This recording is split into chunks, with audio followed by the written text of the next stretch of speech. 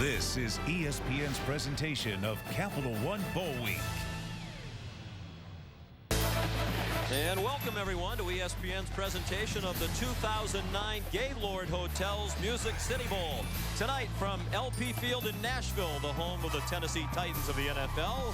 It's the Kentucky Wildcats out of the Southeastern Conference against the Clemson Tigers, Atlantic Division champions of the ACC. Hi everybody and welcome. I'm Sean McDonough along with Matt Millen. We'll be joined in a few moments by Holly Rowe. Delighted to have you with us. We hope you're having a great holiday season. A lot to play for these two teams tonight. For Kentucky, they're playing in a bowl game for the 4th year in a row. That's a program first. They're trying to win their 4th straight bowl game. While Clemson, their seniors are 0-3 in bowl games. This is their last chance to win one. And the headline senior is C.J. Spiller, one of the great playmakers in the history of college football. We've got a game filled with playmakers tonight. And make no mistake about it, the Clemson Tigers, they rely on C.J. Spiller, and with good reason. The All-American can make plays in a number of different ways. He can beat you in special teams. He can beat you catching the ball out of the backfield. He can beat you running inside. He can beat you running outside. And oh, by the way, there's another one on the outside with great speed and just as electrifying in Jacoby Ford. The pair of them, they've got to make big plays against this UK defense tonight. And Kentucky has a pair of big playmakers of their own in Randall Cobb, a wide receiver. We'll see him in the Wildcat formation tonight, and Derek Locke, a prolific running back and returner. Cobb has the make you miss in him. He has big play also, but Derek Locke has big time speed. You give him a crack and it's 6 quick. The recipe for both these teams remains the same. All 4 of those playmakers are going to have to come up big tonight. And the amazing thing about what Spiller has done this year, he's done it playing with a sore toe all season long. With more on that, here's Holly. That's right. C.J. Spiller is averaging about 5 yards a carry. He has 33 receptions, and he's had to take a shot to deaden the pain in his toe before almost every game down the stretch of this season. Imagine what he could do if he was healthy. He actually looked great in warm-ups. He told me that he did not have to take a shot before this game, and that he had about 10 days off during this time. He says he feels like he's really had time to heal. It's a sprained joint in his toe. He said he felt great in warm-ups. He's been able to cut and looks great. Guys, that's not good news for Kentucky. He was averaging 192 yards a game all-purpose with the injured toe. Well, he holds 31 Clemson school records. He said, is there anything left for you to accomplish tonight? He said, all I want is a win. And one of the records that he holds nationally, 7 career kickoff returns for touchdowns, including 4 this season to lead the country. Well, he's got his spring back. And when a guy has that kind of confidence physically, that's when you start to see the big plays. Kentucky won the toss and deferred, so Craig McIntosh kicks off for the Wildcats, and they do kick it to Spiller, who started from the 6.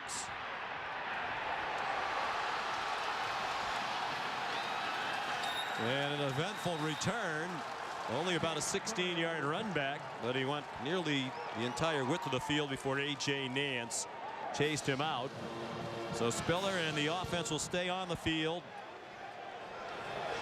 led by Kyle Parker, redshirt freshman from Jacksonville, Florida. Both starting quarterbacks in this game tonight are freshmen. Parker's opposite number, Morgan Newton, is a true freshman. And Parker statistically has had the best season of any freshman quarterback in Clemson history. Broke all those numbers that you saw as a freshman mark, Charlie Whitehurst, back in 2002. And they'll begin with 4 wide receivers. High scoring outfit, averaging 32 points per game. And the pitch to Spiller. And he's across the 25 and down to the 26-yard line. Clemson does it primarily on the ground with Spiller averaging 88 yards per game. The featured wide receiver is Jacoby Ford with 53 catches, and the tight end is also active in this offense, and they have a veteran offensive line. The best side is the left. Both Hairston and Austin, second team all conference in the ACC. They're in the pistol on 2nd down and 6. And Parker handed it off to Spiller, and he's met immediately by Corey Peters, their best defensive player, senior defensive tackle out of Louisville, who was first team all Southeastern Conference for the Wildcats this year. Kentucky defensively with Burton and Evans the ends. But as we said, Peters the big playmaker inside. Concerned at linebacker, they're without Sam Maxwell, who's their second leading tackler, out after shoulder surgery. Jacob Dufresne is in for him. And it's a good and veteran secondary with 3 seniors, including the cornerback Trevard Lindley, one of the best players in school history. 3rd down and 6. Parker, flag down, pass thrown incomplete, looking for the tight end Michael Palmer. There's a flag down in the secondary, and one at the line of scrimmage as well. Illegal formation, the right tackle, penalty is declined, 4th down. Big East officiating crew led by Dennis Hennigan. So a 3 and out for Dabo Sweeney's Clemson team. Well, if Clemson offensively is going to move the ball tonight, 2 things have to happen. First of all, they're going to have to handle Peters inside. He's a stud. And then secondly, they're going to have to get to 3rd and manageable because they're trying to protect the young quarterback. And that means they have to be able to get to 3rd and 2, 3rd and 3s. Dawson Zimmerman to punt. Clemson has not been good at covering punts, 109th in the country in net punting. Randall Cobb back deep for it. High punt and a fair catch made at the 39-yard line. 36-yard punt and no return. So here's Morgan Newton. Was heading for a redshirt freshman season when the year began, into the midseason. Then their starter Mike Hartline got injured in mid-October in a game against South Carolina. Newton became the starter and has fared pretty well. 5-2 as the starting quarterback. Not big numbers as you see. They want him to manage the game, not turn it over. And they lean heavily on the run, averaging 193 yards per game rushing. They toss it right away to Derek Locke, their leading rusher. And he's pulled out of bounds by DeAndre McDaniel, one of the best safeties in the country, an All-American this year. Kentucky averaging 27 points per game. Connor, the prototypical fullback, says Coach Rich Brooks. Cobb is their leading receiver with 37 catches. Chris Matthews, a junior college transfer. And up front, Zip Duncan is a veteran, making his 39th straight start. Justin Jeffries, his 31st start at right tackle. 2nd and 8.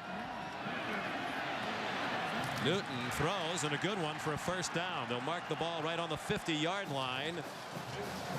Catch made by Gene McCaskill, just his 14th of the year. 9-yard gain, 1st down.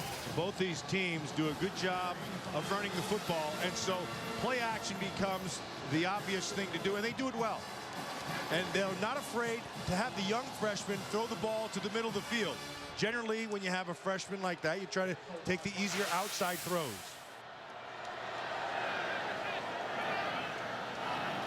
Randall Cobb in.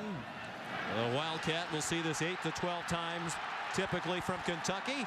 And the first effort tonight is a good one. About an 11-yard run by Cobb. And another 1st down into Clemson territory at the 39. Well, we talked about Cobb being a big play guy, and he has some make you miss him. This is an outstanding young player who has great run instinct. Aspects of the game he has. He's back to wide receiver. He was the starting quarterback for about half of last year. But he said when Coach Brooks told him he'd be more valuable at wide receiver, accepted that willingly, and he's enjoyed it. There's Locke. There's a flag now. Locke down the far sideline. They're going to mark him out at the 36 with a 3-yard gain, but there is a flag on the far side of the field. Marcus Gilchrist chased him out.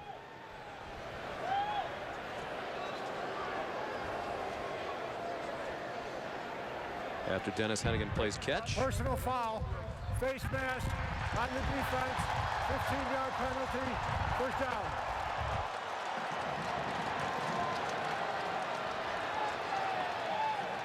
Well, Locke has himself the elusiveness and the great speed, Sean. This is a guy who loves to be able to get on the edge. And you can see the face mask right there. And that's Gilchrist, number 12.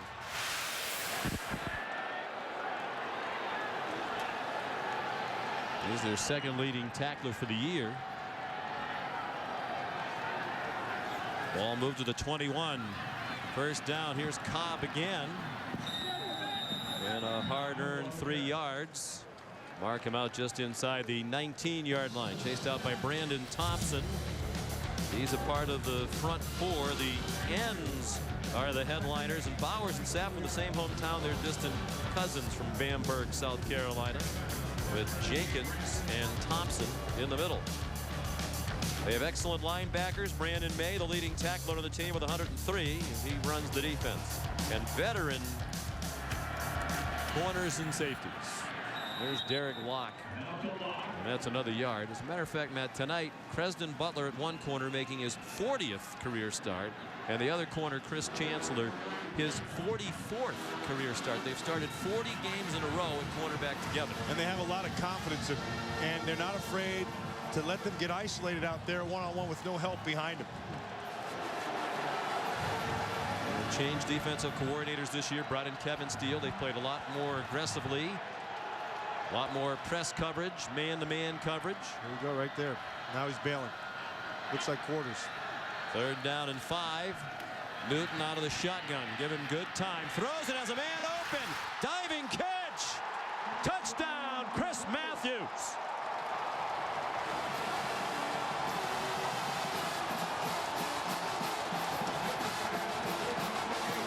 Nicely protected. And that allowed him to be able to step up and find Matthews on that left side. Going to run right through. He just turns the corner completely around. And that's Butler, Cresden Butler, 18. And is able to just get on the outside. Nice catch. Well done. Gets his feet in. By the junior from Los Angeles.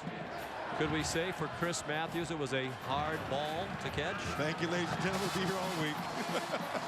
Extra point up and good from Lonis Siebert. 3rd touchdown of the year for Chris Matthews in his first year in Kentucky. He's a junior college transfer from Los Angeles Harbor.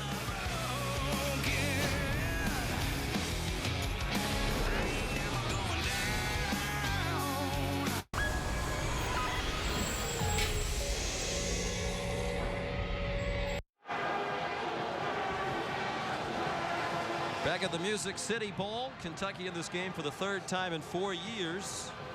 Fans made the 214-mile trip from Lexington, and they've watched the Wildcats take the lead on a nice throw and a nice catch. Morgan Newton to Chris Matthews. There's Matthews on the top side, and I want you to watch Cresden Butler on the bottom. Because of the protection, he's able to step up right there. Once he steps up, his eyes go back inside off the receiver. He gets too high, and Matthews makes his break, and it's 6 real quick. 17-yard touchdown pass, and Morgan Newton off to a great start, 3 for 3 on the drive. He's coming off the worst game of his brief Kentucky career as the quarterback. Their overtime loss in the regular season finale against Tennessee, in which Morgan Newton went 10 for 22 for 69 yards and admitted he lost his poise in that game. Craig McIntosh, a walk-on, good kick away from Spiller and into the end zone for a touchback. That's an outstanding kick. For a guy who wasn't even on the team in the summer, he walked on in open tryouts at the start of the school year. He's a freshman, played 1 year of high school football in Lexington, was a soccer player, was also at Kentucky on an Army ROTC scholarship, so he has his academics, the ROTC commitment, and now he's a member of the football team, and he's done a nice job for them. That's important tonight. Kick the ball away from C.J. Spiller. And if he is to handle it, you got to pinpoint and put him in a corner so he's easier to defend. Use the sideline as your help. Jamie Harper is in at running back.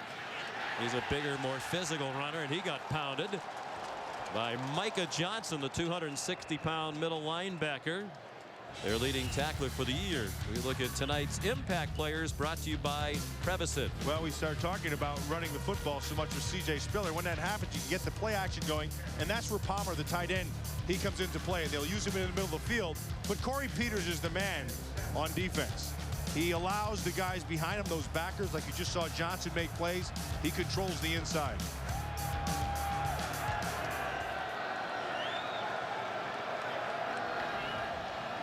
Spiller goes in motion. They have 4 receivers to the right of Kyle Parker, who rolled in that direction.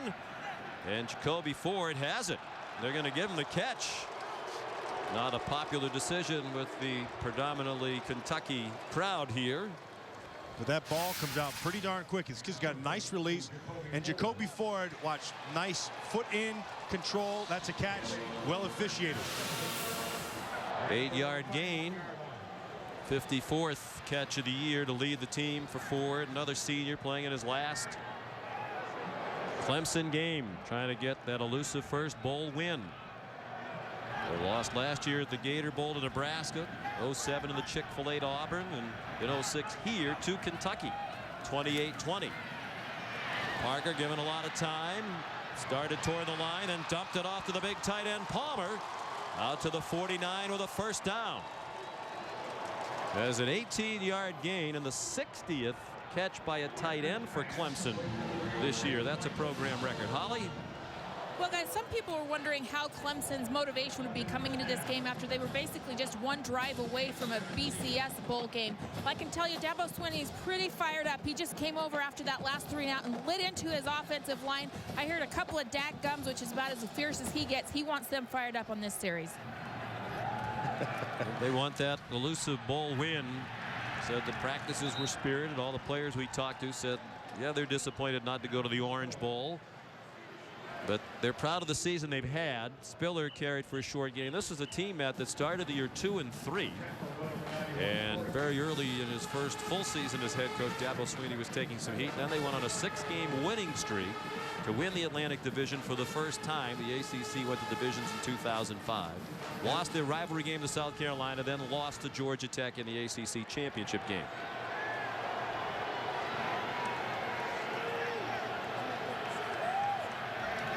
Included in that 2-3 start was a loss to Maryland, a team that won 2 games all year. That was the low point. Parker under duress throws it away.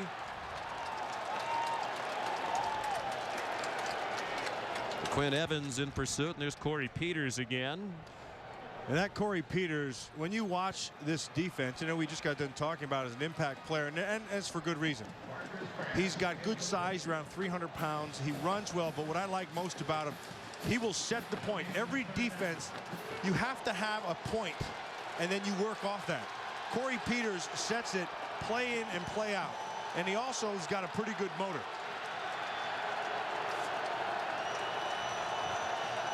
Third down and 7. Steve Brown, the defensive coordinator for Kentucky, said third down defense the key tonight. Get off the field. And Parker's throw is incomplete. Intended for Jacoby Ford. Javard Lindley the coverage. Excellent receiver Ford against a player Lindley, who's one of the best cornerbacks in the country. He's been injured a lot of this year with a high ankle sprain. And it surprises me they're coming out and throwing as much as they are. I would have expected that was Spiller. They would, if they are going to throw, they're going to dump him and get him in space. But I expected to see a little bit more of them trying to spread this Kentucky defense and let Spiller be able to use his eyes and make some yards. Dawson Zimmerman punts for the second time. He forced a fair catch with the first one. Randall Cobb back deep. Third in the SEC in punt returns, 15th in the nation, 13.5 per return, but he won't have a chance at this one either. Rolls dead just inside the 10. Timeout midway through the first quarter. Kentucky leading Clemson 7-0.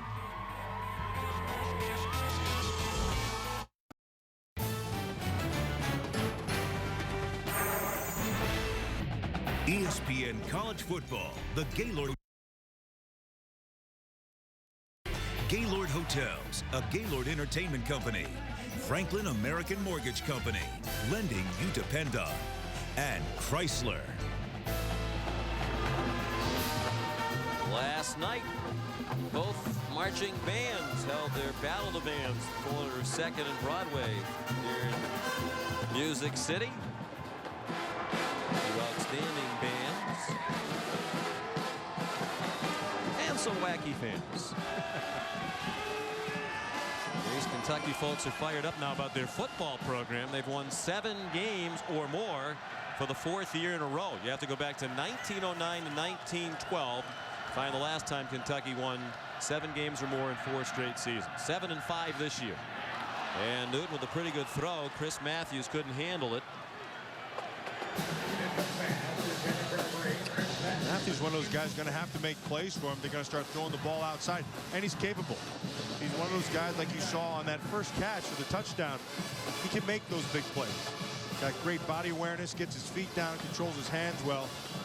You got to come up with that catch. He caught 80 balls at Los Angeles Harbor Junior College last year. That led all 72 California junior colleges in catches.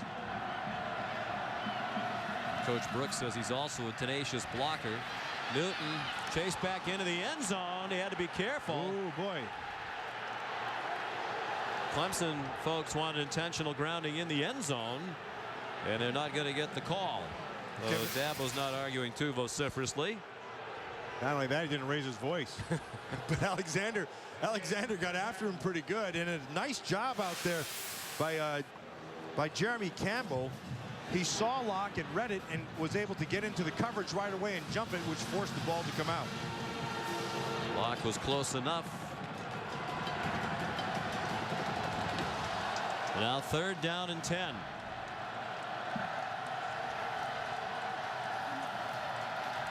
Good rush by Sapp. They went around the quarterback, and now Newton takes off. 1st down. He's chopped down at the 34. He's a good runner. Rushed for over 1,000 yards in high school last year in Carmel, Indiana. He was Mr. Football in the state of Indiana a year ago. 24 yards on this run. 1st down. Well, he showed you what he can do with his arm. And here's the awareness. He sees there's lots of green. He sees it's man coverage with a safety down the middle. And so he uses his feet. Great awareness and a big 1st down. He passed for nearly 2,000 last year in high school and ran for over 1,600. Highly recruited player. Flag down. False start.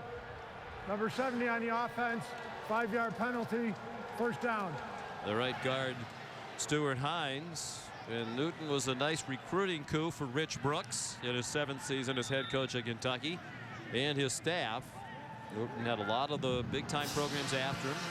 Morgan told us when we visited this week he wanted to play in the SEC, so he narrowed it down to Florida, South Carolina, and Kentucky. Like the coaching staff at Kentucky, like the fact that it was relatively close to home, relatively easy drive for his parents to get to the games in Lexington. He was a parade All-American in high school last year. Gives it to Locke. A 1-yard gain to the 30. He was popped out of bounds by Andre Branch, back up defensive end. Well, Newton has all the requisite skills that you like to see. He's got the big arm. He has the wheels like you just saw. He's got good size. He can make all the throws. But what really impresses you when you watch him is he has poise. And that's the one. The game never gets too big for him. Now, the last time out, he had probably his, in fact, he said it was his worst game. But he started, it's a real strong beginning of this game right now, and he looks like he's playing with confidence. Rich Brooks said that last game, the regular season finale at home against Tennessee, was the first time that Newton really played like a true freshman. Was inaccurate throwing. He's in trouble right off the snap. Got away using that size and strength. There might be a face mask as well as a flag was thrown. The pass incomplete for Matthews. There is a flag down thrown by the umpire.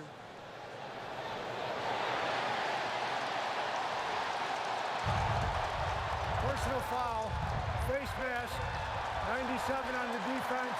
15-yard penalty. 1st down. Malachi Goodman, a true freshman out of Florence, South Carolina. Looked like he was going to have a sack, and instead he got a handful of the face mask. Yeah, he got the face. And oh, by the way, did we mention that Newton's strong? He just kind of brushed him aside. Malachi jumped on the inside. I couldn't quite get there to make the block. The result is a 1st down. Malachi Goodman, 6'4", but he has a 7-foot wingspan, and he has big hands. Some of the biggest hands in college football. Remember, they were featured in ESPN, the magazine, at an issue when they featured different bodies and body types. Randall Cobb in at the Wildcat. Some of us dubbed it the Wild Cobb, but they're already the Wildcats. And he got 9. So do you think it's the Wildcats Wildcat, or you like the Wild Cobb? I only like a wild cob with one that comes in salad form.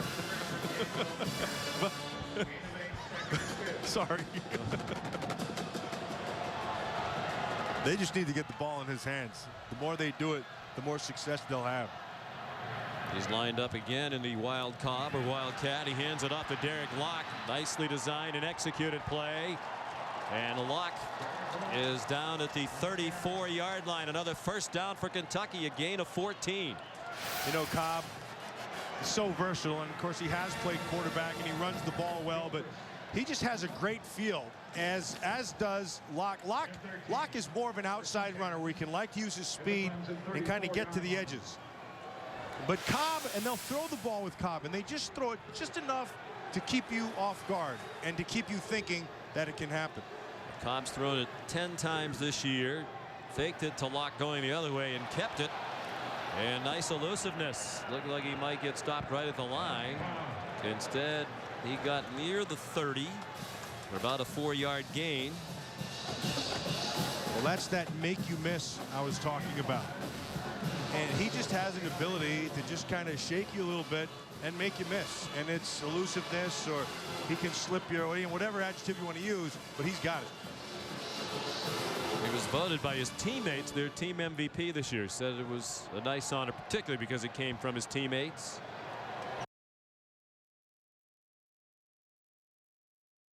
A great athletic talent and charismatic leadership. Newton keeps this time. He's spun around and he's going down. They'll mark him at the 32 for a loss of a couple on the play. DeAndre McDaniel with help from Daquan Bowers. Bowers is another one. Sapp on one side and Bowers on the other. They can run, and they need to make plays. You see, this Kentucky team is just trying to attack the edges, and they're going to try to get that defense thinking outside. Then they're going to start running up on the inside. 3rd and 8. It'll be a long field goal from here, nearly a 50-yarder for Sieber.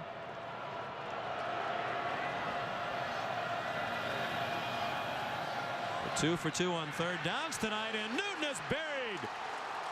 Didn't see Cavell Connor coming from the backside, and that'll definitely take them out of field goal range back at the 39-yard line. And Sean, the reason they didn't see him is because they gave you numbers inside, and then they backed out of here. They show like they're coming, and then they go the other way, and that allows Connor to be able to come from the outside. You can see it's really 5-on-2 on the inside.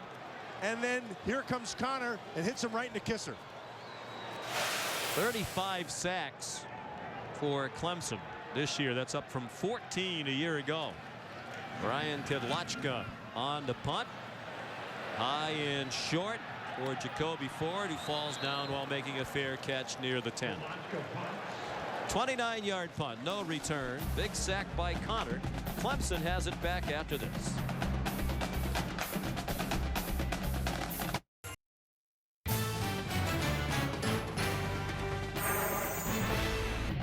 ESPN College Football, the Gaylord Hotels Music City Bowl, is brought to you by Gaylord Hotels, a Gaylord Entertainment Company, Franklin American Mortgage Company, lending you depend on, and Chrysler. The 12th Music City Bowl, the last year for Gaylord Hotels as the title sponsor. Franklin American Mortgage Company will take over as the title sponsor next year. 39 degrees at kickoff here in Nashville, and with the wind blowing between 7 to 12 miles per hour, it feels like 33. Clemson starting from its own 10. Andre Ellington, talented freshman, ran into Micah Johnson. Welcome to the game, Andre. Now, this Ellington kid, hey, he's got some juice. Boy, you put the tape on, he just jumped off the tape at you. He's got legit running skills. And he's not as big as Spiller, probably a little faster, and boy, he's electric. Averaging almost 7.5 yards per carry. Got 5 on that one and took a pretty good lick. C.J. Spiller back in. They hate to lose Spiller, but they feel like his shoes will be filled nicely by Ellington next year. Play action fake by Kyle Parker. Spiller has to use his talents, and he does. Takes off up the sideline, and a great move near the 30. Lost the ball, and Kentucky couldn't recover it in bounds. Sean, that's what we were talking about, and that's what we were waiting for. Put him in space, let him use his speed, run people off, and then he's so elusive. Watch the speed. I mean, it's self-explanatory right here, but nice job at the end, coming back and whacking that ball out. Did a really good job. Danny Trevathan. Yes. I was about to say that. You say Until you so Trevathan. rudely interrupted. It is Trevathan. And then you saw Rich Brooks upset with Ashton Cobb that he couldn't recover it in the field of play. 42-yard run. They had 39 yards of offense total before that play. Here's Ellington back in. Nice cut. And another one. And he's pulled down to the 31-yard line by Ashton Cobb. 12 yards on the run for the redshirt freshman from Moncks Corner, South Carolina. All right, this is what we were talking about. Get them spread out. Get them spread out. Let your linemen just occupy the defenders. You call that a hat on a hat. And then you let these running backs just use their eyes and find their way.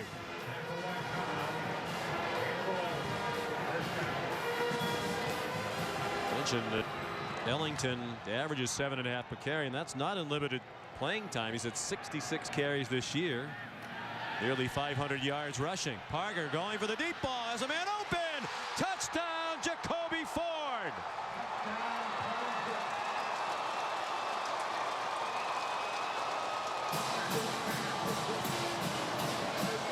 Well, Matt, we highlighted their big playmakers, Spiller and Ford. Spiller had the 42-yard run, and now Ford the 32-yard touchdown reception. Sprinkle a little Ellington in there, and that's the recipe for 7 points. 90-yard drive. 3 possessions have started. Their 22, the 20, and this one at the 10. But they overcame the poor field position, and the extra point is good by Richard Jackson. Only 4 plays to go the 90 yards in 1 minute and 59 seconds. Highlighted on the 32-yard touchdown pass to the senior Jacoby Ford.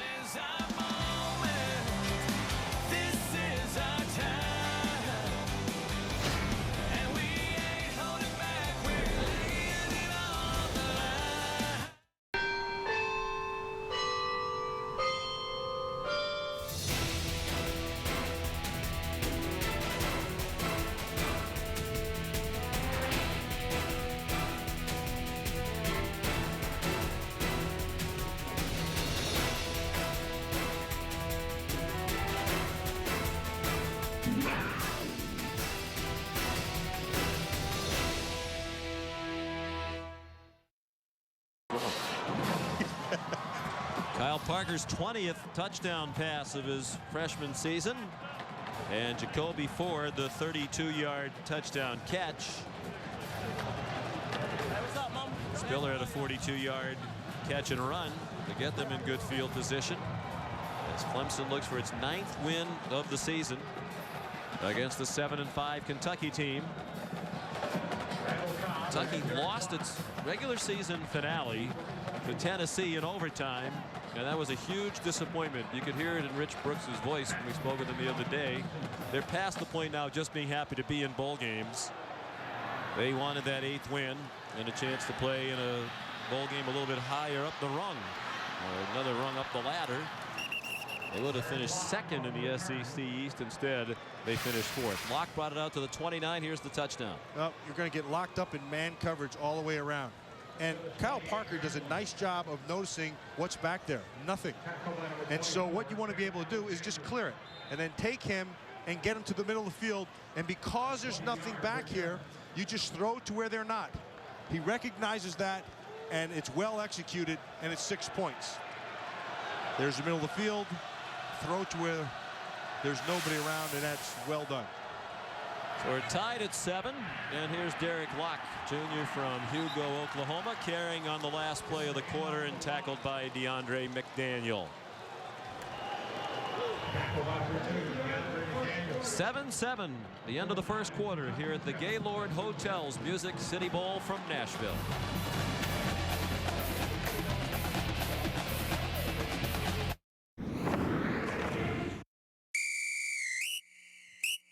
Ladies and gentlemen, you have just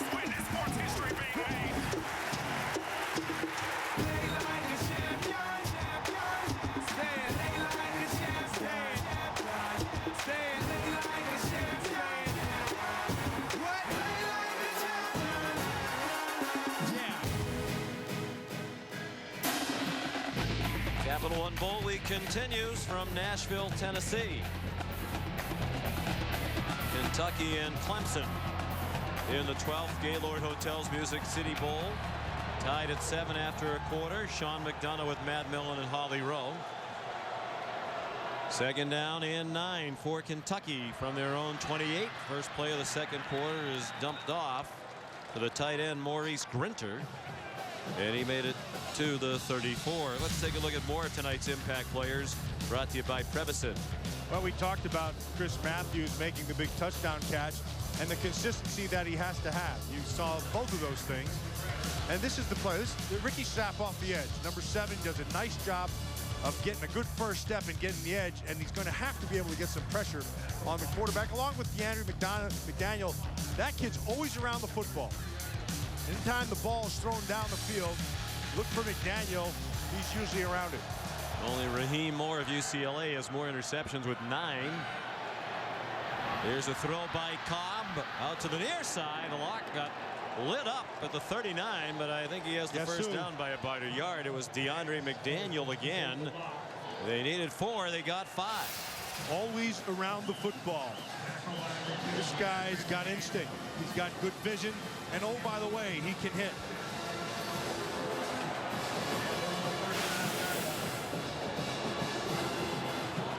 He said he has liked this change in the philosophy defensively under Kevin Steele this year.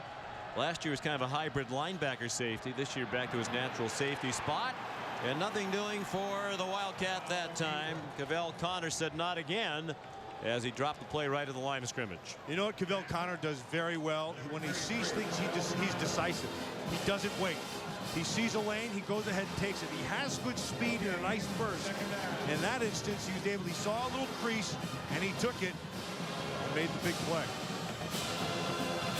Third leading tackler, senior from Richmond, Virginia. He's going to play in the East-West All-Star game in Orlando on January 23rd on ESPN2 in the cheap plug department. Morgan Newton trying to set up a screen for Locke. And he is spun down at the 45, 4 yards short of a first down. It was Cavell Connor again, 6-yard gain. They set up that screen. Again, they want to just get him out there in space. It's the same concept that they're trying to do with Spiller. Get the speed out in space. Get people in front of you, and then make it tough to be able to tackle. But Connor, he figures that part out. Gets off the block, and then comes down and redirects and makes the play. Third down and 4. Blocked the lone back. Clemson was crowding the line of scrimmage. The true freshman Newton might have been changing the play. Here they come on a blitz again. And Newton lofts it up for Matthews. It's going to be interference. Yep, it was caught out of bounds, but there are 2 flags down. Byron Maxwell, backup cornerback, had the coverage.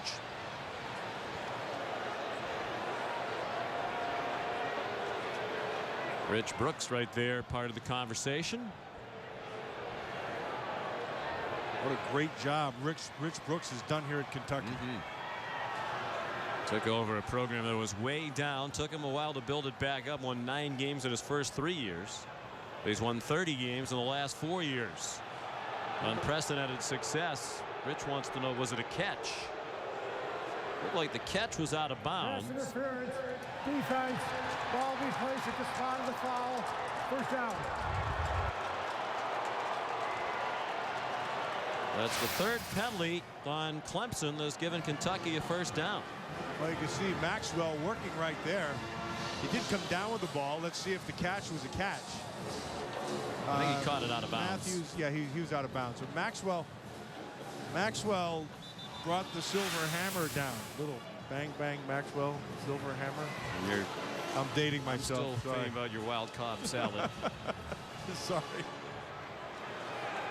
Matthew keeps and continues to make the plays when he has to. For this Kentucky team, they like him. They're going to keep on throwing the ball down the field. He's a big kid.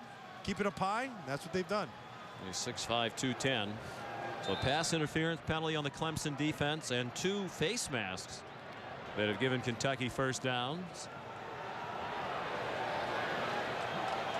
So the Wildcats are on the move again. 1st and 10 at the Clemson 47-7. Early second quarter. Cobb back in the Wildcat, and DeAndre McDaniel right there again. He's having a terrific first half. Stopped that play for a gain of 1. Here's Holly. Well, you talked about DeAndre McDaniel always being around the ball. He comes by those instincts the hard way, preparation. In fact, Kevin Steele, the defensive coordinator for Clemson, told me he has been driving our graduate assistant on defense this year crazy because all the cut-ups they do for our team, those aren't good enough. He puts in 2 hours extra of film study every single week. That's why he knows what's coming next. Daniels from Tallahassee, heavily recruited by Florida State, but wanted to get away from home, experience something different. Screen again, Locke down to the 32-yard line, tackled by Brandon Thompson, and it'll be another 3rd down and short for Kentucky. You know, you can put all the work you want in and doing all the studying and all that, and then so you get a good idea of what to eliminate and what to anticipate. But then there's the next step, and that's the stuff that's intrinsic, and that's the stuff you can't teach. And that's why he has the makings of an outstanding player. Safeties, when you watch them, safeties always equal scheme. They're the guys that you move around. He goes beyond scheme and finds the ball. Cobb again, and doesn't look like he got it based on where they're going to spot it. Just a little bit shy of that yellow line, inside the 31-yard line, short of the 30. And this partisan Kentucky crowd wants Rich Brooks to go for it. Why wouldn't you?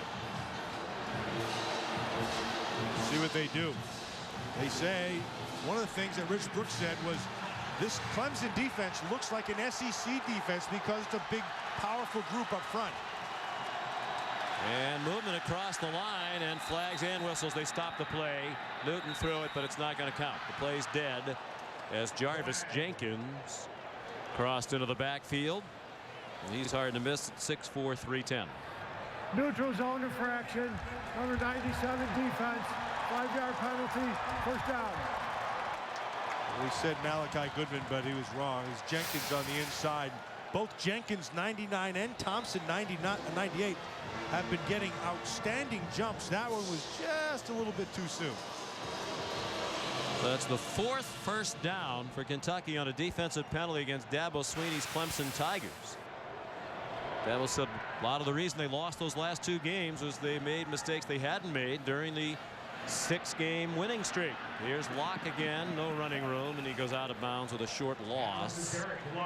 DeAndre McDaniel again nearby with Marcus Gilchrist. They said in those last 2 games they couldn't run the ball as well as they had. They couldn't stop the run. There were turnovers and penalties. And he thought that was the thing of the past after that 2-3 start. Well, the other thing that they did was they simplified things, and that's good coaching, because it doesn't matter if you can do all kinds of things and impress everybody with motion and movement. Do what you do and do it well, and that's what he went back to. They had an off week after that 2-3 start, and they really reevaluated their entire team. Shortened the roster a little bit in terms of reducing the number of players who played, playing just the best players who had earned it. This is going to be a delay penalty against Kentucky. Delay game, offense, 5-yard penalty, 2nd down. Just watching, you know, the eyeball test right here. Those 2 inside guys, Jarvis Jenkins 99 and Brandon Thompson 98.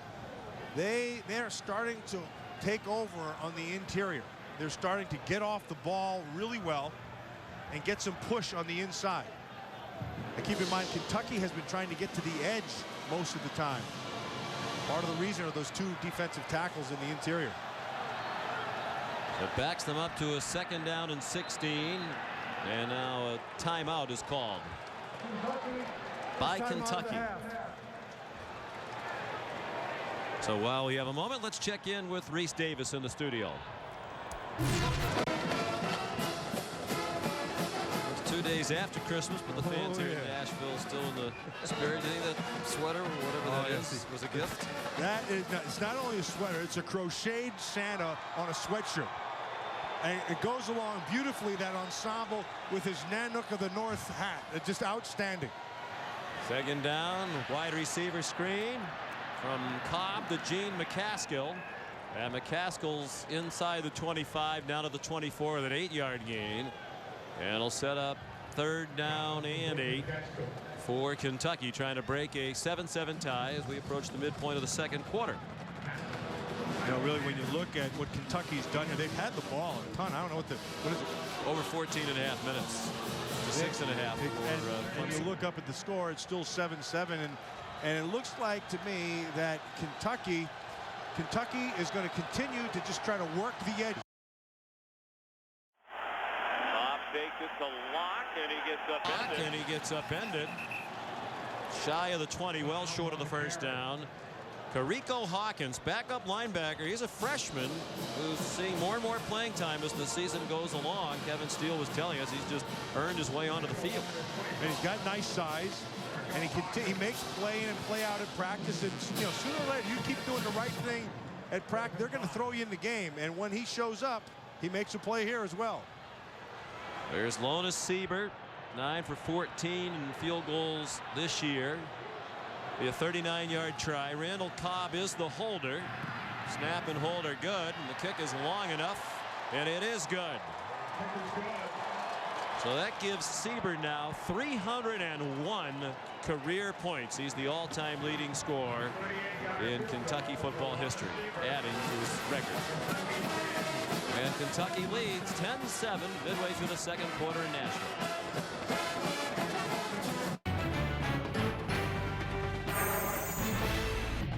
ESPN College Football, the Gaylord Hotel's Music City Bowl, is brought to you by Nashville Convention and Visitors Bureau. We'll see you in Music City. Capital One, what's in your wallet? And Mazda's Drive-Off event, where you can sign off on the best deals and drives of the year. And one of the great attractions here in Nashville, the Country Music Hall of Fame and Museum right downtown. It's been America's music home for many years, back to 1967. Vast collection of exhibits illustrating the history of country music. More than 2 centuries. I didn't know country music went back that far. We've been around for a long time. You're a big fan. Did you go over to the museum? No. You've been here all week. You had an NFL game here a couple nights ago. I will tell you this, though.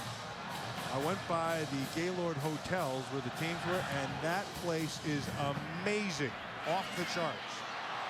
McIntosh with his kickoff, returnable for C.J. Spiller. Nice move and a good return, and they want a late hit on the near sideline as he got knocked out around the 37-yard line. Dabo Sweeney in the ear of the officials is not going to get the call. 29-yard return. Well, you can watch him. He cuts right back inside. He's out right there, and no, that's a good non-call. But I tell you one thing, that you got to get the ball into this guy's hands as many times as you can, in as many ways as you can. And the head coach needs to be reminded of that. Yeah, and he has a friendly reminder on the sideline. His son, Will Sweeney, charts the number of touches. And Dabo tells the son, if he's not touching a lot, remind me, let me know. Jamie Harper bounces to the outside. And well into Kentucky territory. They'll spot him out at the 36-yard line. Chased out by Randall Burton. Harper's the big man of the backfield. 230 pounds with good running skills. And all he has to do right here is just follow good blocking. Oh, that's well blocked, and then bounces to the outside, gets to the edge, and gets all 230 pounds for a big 1st down. He came in having rushed for 340 yards on the year. 26 yards on that run.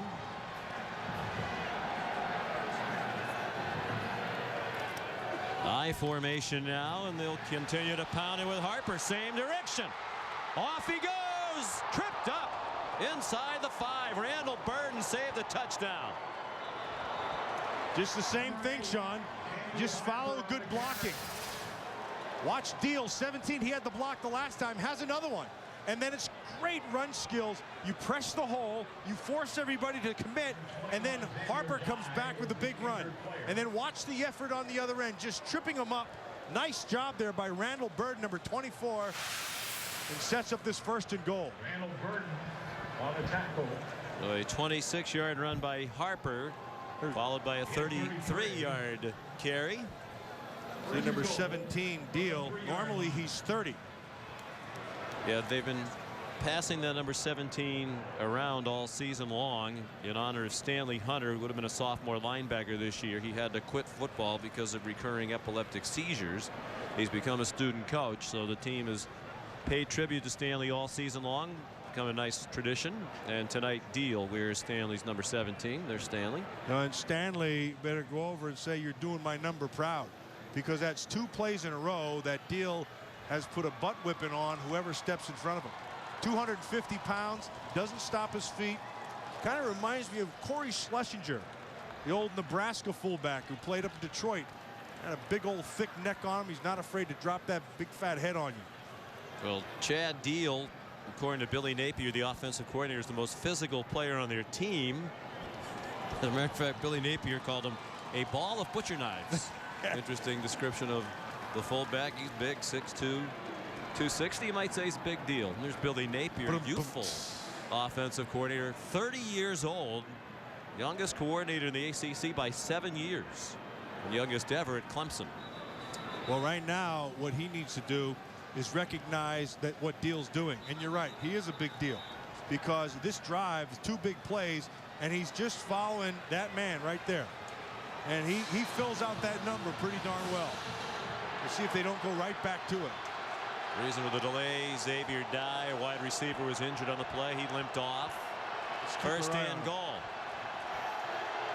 Deals in front of Jamie Harper. Harper, he's been the man of the hour. He's down to the goal line and short of the goal line. Same thing. He's just going to follow the big deal. Number 17, Harper. That time, Deal blocked the 2-yard line. Nothing was there. But Harper didn't care. He just followed it back inside. The ball hit slightly before the goal line and sets up 2nd and goal. From inside the 1. And they didn't get there. Parker kept it. He's had 1 rushing touchdown this season. 3rd down and goal for Clemson, trying to take the lead for the first time tonight for Dabo Swinney, 40-year-old head coach. And that Kentucky defense turned around to that end zone and wanted some noise, and they just gave it to them. It's about leverage. It's about getting off down here of that defensive line versus the offensive line.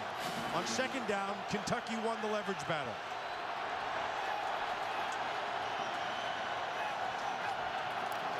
They give it to Harper again. Touchdown, Clemson. And nice job by the big deal. Stuck him right on his rear end. Nice job by Harper. Nice job by the O-line. But Deal does the 17 proud. Boy, he put Calvin Harrison, number 33, right on his buttocks. Dabo Swinney talked about after that 2-3 start, when they had the off week, they reevaluated their team. They spent a lot of time on red zone and goal line situations. That work has paid off. Extra point from Richard Jackson, up and good, and Clemson leads for the first time tonight. 4th rushing touchdown of the season for Jamie Harper, a sophomore from Jacksonville, Florida.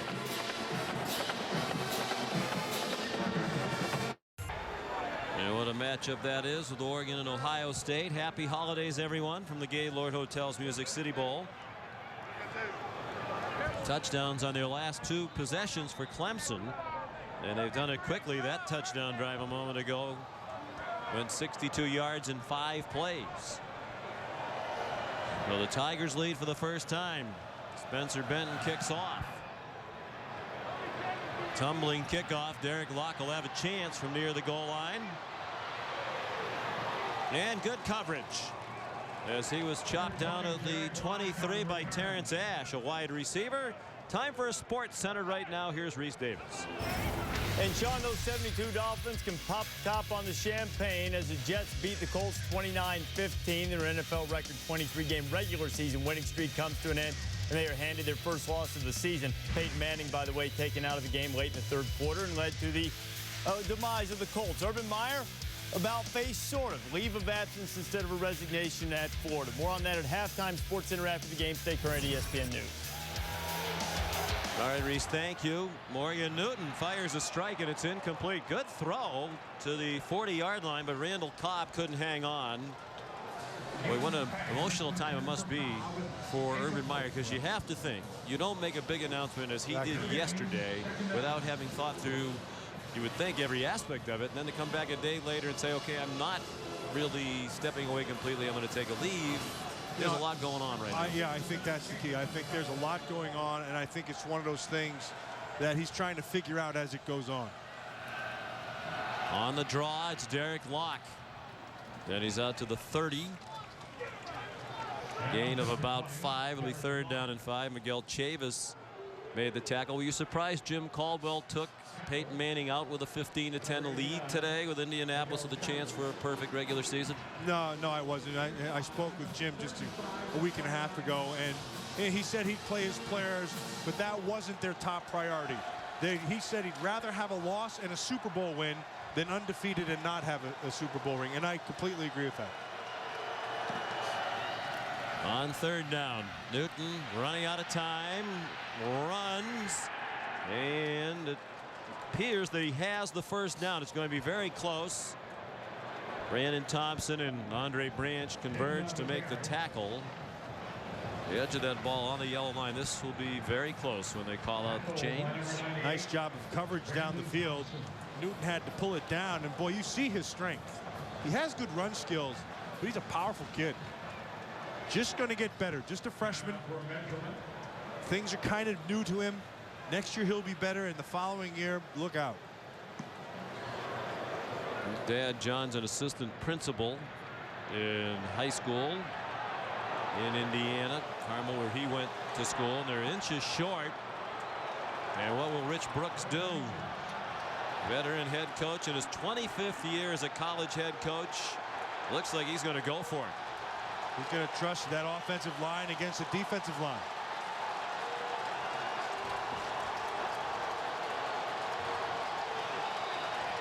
Jenkins is in. Thompson right down the middle. 98-99. Last time they jumped offside. Let's see if they can stay on. And yeah, with Big Newton, why not? Just let him keep it.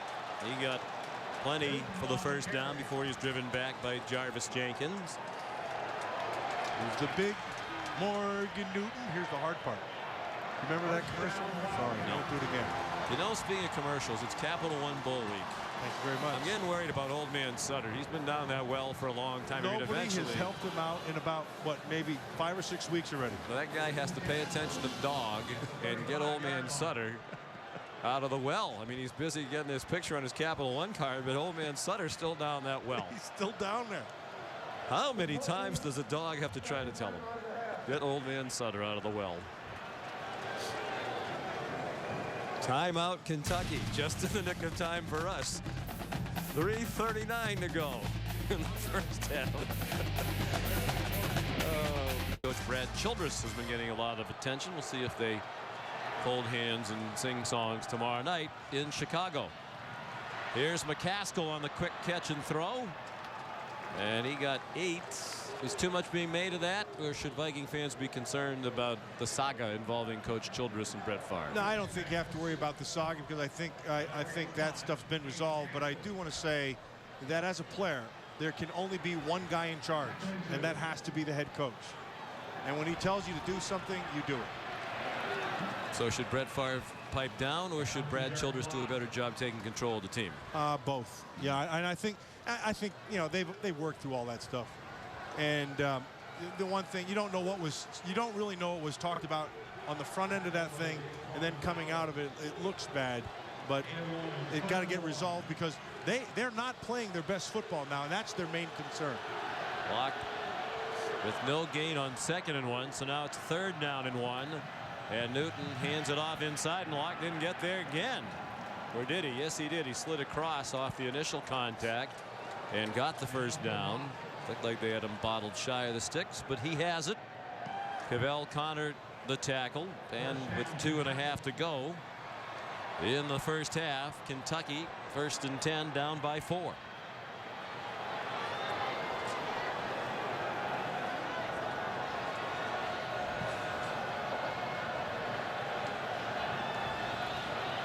Newton Well, he had some running room. He also had a receiver wide open on the far sideline. He didn't see him. He threw it to the receiver in the middle of the field, Cobb. He had a man wide open on the far sideline and did not see him. It was a cover two, Sean. And Cobb went to the middle and occupied the safety. And you're right. Down the right sideline, he is wide open. Watch up top. Cobb's going to get to the middle of the field. And he drops it. See, he comes back inside. Look at this. Wide open. It was LaRod King, the true freshman, who's really come on in recent weeks. Cobb doesn't have a catch yet. Newton 7 for 11 passing now. And he throws it short. Caught. Into Clemson territory goes Maurice Grinter, short of the first down. Here's Reese Davis. John, coming up on the Cars.com halftime report, the latest on Urban Meyer somewhat changing his mind and taking a leave of absence, and the rather bizarre press conference in New Orleans. We'll tell you how the pursuit of perfection has now come to an end, and the AFC playoff picture not what it appears. And Morgan Newton, tough run on third down. And they're going to spot it right on the 45-yard line, and that'll be short of the first down. Crowd doesn't like the spot. Yeah. And Rich Brooks went for it, fourth down to zone territory, and likely will again. Now in Clemson territory. Well, I am impressed with Newton's awareness, and I'm especially his pocket presence. He knows when it's not there, and he's not afraid to take off and get it. And he's a strong kid. Interesting, they went to Newton in the shotgun, and flags and whistles and movement along the line of scrimmage. Start, 78 offense, 5-yard penalty, fourth down. Joker Phillips is the head coach in charge of offense. He's surprised by that formation, shotgun on fourth and about 2 feet. Yeah, that surprises me. That surprised me. And it looked like he was going to try to run to the edge with Locke, but they've been having success inside, and they got away from it. And of course, this 5-yard penalty forced him to punt. He's in charge of the offense. He's also the head coach in waiting whenever Rich Brooks decides to step aside. Joker Phillips will become the head coach at his alma mater. Rich Brooks is 68 years old. When we asked him the other day if there was any timetable set up for him to retire and hand it off to Joker Phillips, he said quite brusquely, is that the right word? Yeah. We will address that at the appropriate time. At the appropriate time. And apparently in our chat with us was not the appropriate time, but at age 68, there's always speculation that perhaps this could be his last game. There's been some talk about that here in Nashville. He's had a terrific career. He's had the misfortune of taking over teams just about everywhere he went that were way down. At the University of Oregon, that was the case. Wound up taking them to the first Rose Bowl in 37 years. The field there named after him. Went to the Rams when they were down. Came to Kentucky when they were way down. He's done a terrific job under some tough circumstances. He sent the punt team out. Tidlotchka's punt. A fair catch made by Jacoby Ford. Joker Phillips said the only thing he doesn't like about the coach in waiting thing is he thinks it's a little unfair to Rich Brooks because there are constantly the questions. When are you going to step aside? When is Joker going to take over? Joker said, I'm in no hurry. I enjoy my current job. I'm learning a lot from Rich Brooks. And Rich Brooks has earned the right to stay as long as he wants. Boy, and Rich Brooks has earned the right to stay as long as he wants in a lot of places. I mean, he's done a great job wherever he's gone. He understands how to build a program, and he starts always with the basics. And doesn't quite feel he has enough players yet, but he knows he's well on his way. And back to the pistol. Parker handed it off to C.J. Spiller. He got 9, and Dabo Swinney will use the timeout, even though they're deep in their own territory. With 48 seconds to go in the half, he knows he has big playmakers, and they can strike quickly. Both touchdown drives have been 2 minutes and 10 seconds or under. You know, we've talked about Rich Brooks, but on the other sideline, Dabo Swinney's done a fantastic job, and he's got a good group of young players. Now he's going to lose C.J. Spiller, like we said, and he'll do well at the next level. But there's 3 good running backs here and a young offensive line. You have a young quarterback, and then you have some receivers. Defensively, they have some playmakers. This is a good Clemson football team that's just going to continue to get better. Sweeney's done a good job. Yeah, he took over last year when Tommy Bowden resigned in the middle of the season. Sweeney had never even been a coordinator. He was the wide receivers coach. He was the interim coach. They gave him the job at the end of the year. This is his first full season. Made a lot of changes this year in the program, the way they do things. Flag down. Errant pass in the direction of Brandon Clear. The umpire threw the flag in the middle of the offensive line. Personal foul. Illegal hands to the face. Number 74 offense. Penalty is half the distance to the goal. Second down. Antoine McLean, the right guard. Just a sophomore with good size. That whole right side is young. The center is just a freshman. Probably the best offensive lineman right there you see is number 65, Thomas Austin. He's the only one they'll lose. He's a graduate student. Already earned his degree back in August in political science. He's the only married player on the team. Second team all-conference. They think he's going to be a pro. Spiller stacked up at the line of scrimmage. Danny Trevathan, sophomore out of Leesburg, Florida, in the Orlando area, made the play. Trevathan has good eyes. And, generally, when you look at linebackers who read real well, generally they played running back at some time in their career. They start to anticipate much like a running back does. Trevathan does that. He has good speed and a good burst. Probably a running back in another life. It's not often when you see a linebacker returning kickoffs. In the spring game, this past spring, he was running back kickoffs. Had one that he brought back 31 yards. It's a rematch of the 2006 Gaylord Hotels Music City Bowl. It was a wild game. Kentucky led Clemson 7-6 late in the second quarter. Then there was a big punt. Andre Woodson, long 70-yard touchdown pass to Mario Ford, 14-6. Two more TD passes by Woodson. Kentucky had a big lead, then they held on. Rich Brooks and the Wildcats won the Music City Bowl, their first bowl victory in 22 years, and that started the string of 4 straight bowl games now. He called the timeout.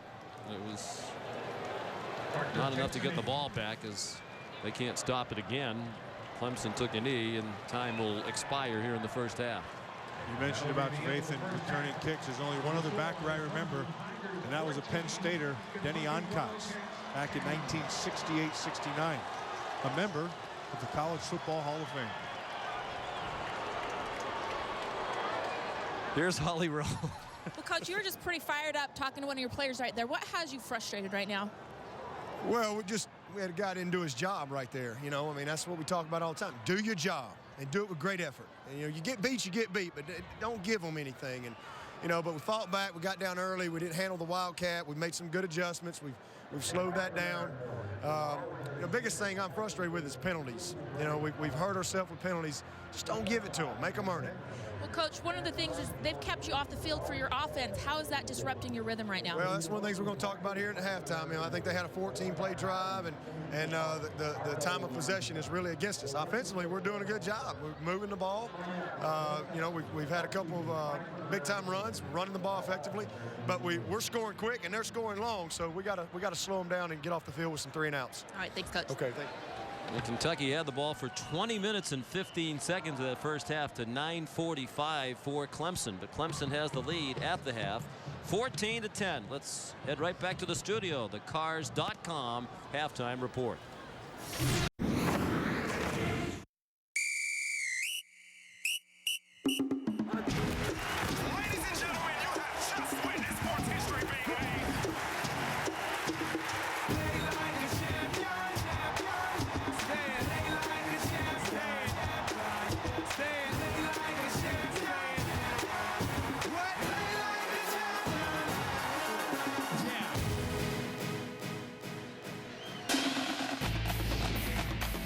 Capital One Bowl week continues as ESPN presents the 2009 Gaylord Hotels Music City Bowl from LP Field in Nashville, Tennessee. At the half, Clemson leads Kentucky 14-10, despite the fact that Clemson ran only 21 plays from scrimmage in the first half to 38 for Kentucky. Kentucky had better than a 2-to-1 advantage in time of possession. Clemson, with a limited opportunity with the ball, had the edge in total yardage. Welcome back to Nashville. Sean McDonough along with Matt Millen. Clemson statistically might not have loved that half. They would have liked to have been on the field more offensively, but they have the lead. And they were able to stop them at the right time. And then they have to be happy with the times that they did have their offense out on the field, because they were able to run and get some big chunks. Harper following Deal, of course, with the score. And then Jacoby Ford with the big play down the field. Parker's thrown the ball relatively well. And then defensively, they've held Kentucky at bay. A good way for Kentucky to keep the ball out of the hands of C.J. Spillers, to keep their offense on the field. They did that part very well in the first half. And Kentucky will have the ball on offense to begin the second half. Randall Cobb back deep for the kickoff. Spencer Benton. And the second half is underway. High kickoff down to Derek Locke. And he got tripped up as he crossed the 20 and catapulted forward to the 25-yard line. Tripped up by Terrence Ash. Here's a look at tonight's game track, brought to you by EAS. Chris Matthews with the touchdown catch, and it was a beauty. Kentucky led through much of the half. Kobe Ford's 32-yard reception made it 7-7. Then Kentucky picked the field goal. Jamie Harper keyed the second touchdown drive and scored from close range. So it's 14-10 Clemson. Here's Locke, and it's DeAndre McDaniel with the tackle, and he went for the strip as well. He couldn't pry it away from Locke, but McDaniel's been a sensation through the first half plus. Now keep in mind, Locke is a guy, Derek Locke is a guy who's a sub 4.3 sprinter, and he can go. But McDaniel anticipates well and just diagnoses, bang. Nice play in the backfield, sets up second 11. 7 tackles for McDaniel, 8 interceptions for the year. That's tied for the Clemson single season record. He really wanted to pick tonight to have that all to himself. There's Locke, finally free, and he rambled out to the 42-yard line. First down Kentucky, a gain of 18 for Derek Locke. Just nice job of following his fullback. He does a good job of getting to the second level, and like we said, we talked about that sub 4.3 speed. It doesn't take long for him to pick up a first once he gets into that next level. He was not highly recruited out of Hugo, Oklahoma as a running back. Deep pass thrown by Morgan Newton. There's a flag down. It was intended for Gene McCaskill. Chris Chancellor had the coverage, and a flag on the field line of scrimmage far sideline. Offside, 98 defense, 5-yard penalty. 6th penalty against Clemson. It's been the defense hurting itself with the flags. And that was the frustration from Dabo Sweeney at the half. Exactly, and he told Holly that. And they come out here and started again with another penalty. Kevin Steele, the defensive coordinator for Coach Sweeney. Steele, the former head coach at Baylor. Inside handoff. It's John Connor, the fullback, straight ahead for a couple. Here's Holly. Well, I checked in with Rich Brooks of Kentucky at the half, and he said, hey, we've done a great job in time of possession controlling the football, but we've got to come away with points. He said we shot ourselves in the foot on that second drive. We've lost yardage and penalties. He also wants to see his quarterback Morgan Newton complete more passes. He likes his composure, but says he has to be more efficient. Newton was 8 out of 12 passing for 62 yards and a touchdown in the first half. Hands it off to Locke on 2nd and 2. Waited patiently to turn the corner. Got the first down. Kentucky fans want a flag for a late hit, but they won't get it. Jeremy Campbell the tackle. Ball marked at the 43-yard line of Clemson. First down. And we talked about Deal on the front end of the blocker for Clemson. There's another one over in Kentucky. John Connor, number 38. Another big man, 240-plus pounds. Some think he's the best college fullback in the nation coming out. He's a physical one. Playing in his 54th career game. That is the all-time Kentucky record. Teammates call him the Terminator. They don't like going up against him in practice. Physical blocker even in practice. Good move by Cobb after the catch. And then he is stacked up near the 36-yard line by Richard Hall, talented freshman safety, and Marcus Gilchrist. That's the first catch of the game for Kentucky's leading receiver, Randall Cobb, his 38th of the year. Get him out in space and get him the ball. You saw Richard Hall there, and Gilchrist was there. DeAndre McDaniel was also there. Hall's the guy you got to get his hands on the ball. Back to the I formation. Connor leading the way for Locke. And it looks like he has the first down for Daquan Bowers. Made the tackle. This is what happened with Kentucky in the first half. And this is one of the things that they were frustrated with. They were moving the ball well, and then they got down right along in this area. And this is where they stalled. The penalties beat them.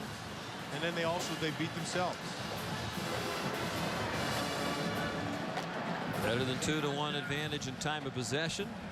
Better than 2-to-1 in plays run, but Clemson still has more total yards. That number almost totally even now. Play action pass. Newton in trouble behind the line of scrimmage. It would have been wise to throw it away, although it looked like he got back very close to the line of scrimmage for Daquan Bowers. Chased him out. I like his poise. You know, the game is not too fast for him. And you can see he's in control as he takes off, and he gets his eyes are still down the field, still looking for a play to be made.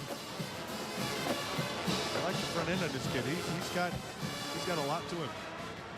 He was going to be the redshirt this year, sit the year out and learn, but Mike Hartline, their starting quarterback, injured a knee at midseason. Newton became the starter. Hartline has taken part in the bowl practice. This is available tonight if Newton struggled, or if something should happen to him. Newton throws too high for Cobb. They'll have a wide open quarterback competition next year. Hartline's a junior. The brother of Brian Hartline, the former outstanding wide receiver at Ohio State, now with the Dolphins. And they have another freshman who did redshirt this year, Ryan Mosikowski out of Frisco, Texas, who they think is a great talent. And Joker Phillips said in the spring it's going to be a wide open, at least three-way competition. And that's just part of what Rich Brooks has been able to do. Get not only you got to have depth, and you have to have competition. It only makes you better. And he's done a great job of getting that part done. Phillips and Brooks don't want another drive to stall. 3rd down and 10. Newton under duress. Got it off to Locke. He's short of the first down, but he got to the 27. Maybe even the 26. And it'll make it a manageable field goal try, and that unit will come on. Lonis Siebert, 1 for 1 tonight. 10 out of 15 for the year for the senior, whose long this year is 49. Nice job by Kevin Steele again. Bring numbers, got the blitz and still kept the zone behind it and forced this field goal. Pretty good breeze blowing, but it's more of a crosswind than anything. Blowing from his left to his right as you look at it. 44-yard try, and he hit a low hook that just did get through.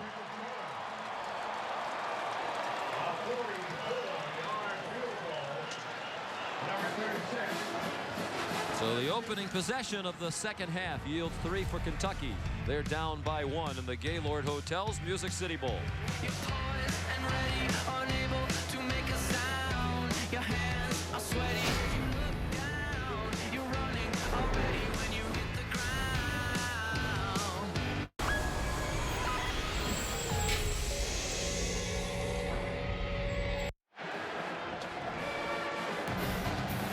Tomorrow at 5 Eastern on ESPN2, Capital One Bowl Week continues with the Advocare V100 Independence Bowl. As Rod Johnson and the Texas A&M Aggies take on Mark Richt's Georgia Bulldogs. The Advocare V100 Independence Bowl, part of Capital One Bowl Week from Shreveport tomorrow night, 5 Eastern on ESPN2, ESPN360.com. Big game for both teams. Georgia trying to avoid that rare 6-loss season. They're also trying to extend their streak of 8-win seasons. The win tomorrow would be their 8th, and that would extend the nation's longest active streak of 8-win seasons to 13 years in a row. So when you're having a lousy year by their standards and they still win 8 games, that's pretty good. Yeah, and they could win tomorrow. And they had the big win against Georgia Tech, and they have some players coming back like you heard earlier. But that Texas A&M has a pass rusher down there that I watched on tape, and he's got it. And Vaughn Miller, that kid's a good player. Despite the fact that he is in their 6 losses, they've given up 49 points per game. They've been a terrific offensive team, A&M, this year, but not very good defensively. Down to 35 degrees as Craig McIntosh kicks off. The wind chill has it in the mid-20s here in Middle Tennessee. And again, good job by McIntosh. Spiller has to take a knee. The coldest game in Clemson history, by the way, was 31 degrees. So this is one of the coldest games Clemson football's ever played in. 31 degrees at kickoff of the 2001 Humanitarian Bowl in Boise. And that was a 10:30 a.m. kickoff, so it actually got warmer as the day went along. Well, we're going to be going the other way here. It's getting colder. It's dropped several degrees since kickoff. I believe it was 39 at kickoff. The weather chilly here. The weather chilly for college football. I always thought that the worst thing you could do is stand on the sideline in front of a heater. And you go back on the field and you freeze again. Said the man standing in the booth in front of the heater. C.J. Spiller dropped for a 1-yard loss. Jacob Dufresne made the tackle. He was a concern for them tonight. They're playing without Sam Maxwell, a terrific linebacker. Second leading tackler who also had 6 interceptions this year. Senior who required shoulder surgery at the end of the regular season. And Dufresne has been almost exclusively a special teams player. He's a junior. He's had very few snaps this year at linebacker, but he's held up nicely tonight. Yeah, and he runs well and he sees things pretty well. Good instincts. 6 carries for Spiller for 12 yards. He's had just 7 touches. And then again, this is just their 23rd snap on offense. Jacoby Ford banged out of bounds at the 22 to bring up 3rd down and 8. Paul Warford, the cornerback, made the hit on Ford. So and that's the one thing that you'd like to see more. And granted, it's only they haven't had the ball, but just 20-some touches. But Spiller's one of those guys who's got to touch the ball, and they have to get him out in space. And we saw earlier where they just dumped him on a little screen. And that's the kind of stuff they need to do to open it up for him. When he's in space, he's special. They haven't converted a 3rd down tonight. 0 for 4. One of the reasons they haven't stayed on the field as long as they'd like. 4 receivers. Palmer stayed in to block the tight end. Parker scrambling. Parker has the 1st down. Going to mark him out of the 31. He's a good athlete. He's a 2-sport star at Clemson. As good a football player as he is, he's probably a better baseball player. 2-year member of their baseball team. See how he pulls it down? He pulls it down, he sees the green, and then he just beats Corey Peters and knows where the 1st down marker is. You're right, Sean. He is. He is an excellent athlete. He's got great feet and a nice feel in the pocket. Throws the ball pretty well. You say he's a right fielder, so he's got a big arm. Right fielder in DH. Graduated from high school early. Wound up at Clemson out of Jacksonville, Florida in January of 2008. So he's played 2 baseball seasons. He throws and a diving catch. What a grab by Michael Palmer, the tight end. Starting to see why Billy Napier, the offensive coordinator, thinks he's going to be a pro. I think he might have landed on the ball. He's pointing at his midsection as if he just had the wind knocked out of him. 21-yard gain. Well, watch Michael Palmer just haul that thing in and make sure it's on him. It's all his. Watch him stretch for it. Very well done. Doesn't run great, but has a very good sense. He finds holes in the seams, in the zones rather, and he does a nice job of working the defender. Uses his body pretty well. And he's back up. He's senior, Stone Mountain, Georgia, 6'5", 250 pounds. Set the Clemson single season tight end record in receptions at 41 entering tonight. 2 tonight. Let's see, 41 plus 2, that'd give him roughly 43. C.J. Spiller, the only back Two tight ends for Clemson. Nice cut. And an 8-yard run for the ACC Player of the Year. Finished 6th in the Heisman Trophy balloting. We talked about Kyle Parker. Standout baseball players. First team All-ACC as a freshman in 2008. Hit 14 homers. He had 12 more last season. He reached 25 career homers in 103 games, faster than any player in Clemson's history. And he's a pretty good right fielder. He will be draft eligible in baseball in June. And some thought this might be his last football game if he's drafted high, as he well could be in baseball. Gets a great offer. He is not dismissing the possibility that he would sign a professional baseball contract. Jacoby Ford the carry. Danny Trevathan ran him out of bounds. Well, Kyle says he is really enjoying doing both at Clemson. One of the reasons he picked Clemson, he was very highly recruited out of high school. He wanted to go someplace where the coaches would allow him to do both. Well, he certainly, like you mentioned, he can hit the heck out of the baseball. He plays the outfield well, but he's a work in progress here as a young quarterback. But boy, he has the tools. Just 6 feet tall, which might be a concern, but I think Drew Brees and some are proving that that's tall enough to be effective in the NFL. Nice fake, dumps it off. Spiller in space. Almost found some more space. Tripped up at the 28-yard line. Sean, that's a perfect example. You said it, Spiller in space. That's what they need to do. They get him outside, and he's dangerous out there. They're just going to slip him down in the flat. He finds him wide open and then let him use his speed. He's a one-cut guy, but he can accelerate out of his cuts. That's what makes him special. 12-yard pickup. 1st and 10, Clemson. Their first possession of the second half, trying to answer the opening field goal in this half from Kentucky. They have too many men on the field right now. Kentucky, first time out of the half. Hey, if you're not cheating, you're not trying. Nice job by Rich Brooks, knowing he was trying to cheat, knowing he was going to get caught, so he called the timeout.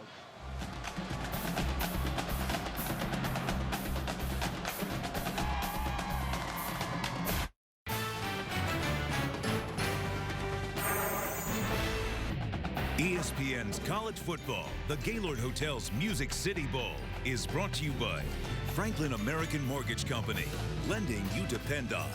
Nashville Convention and Visitors Bureau, we'll see you in Music City.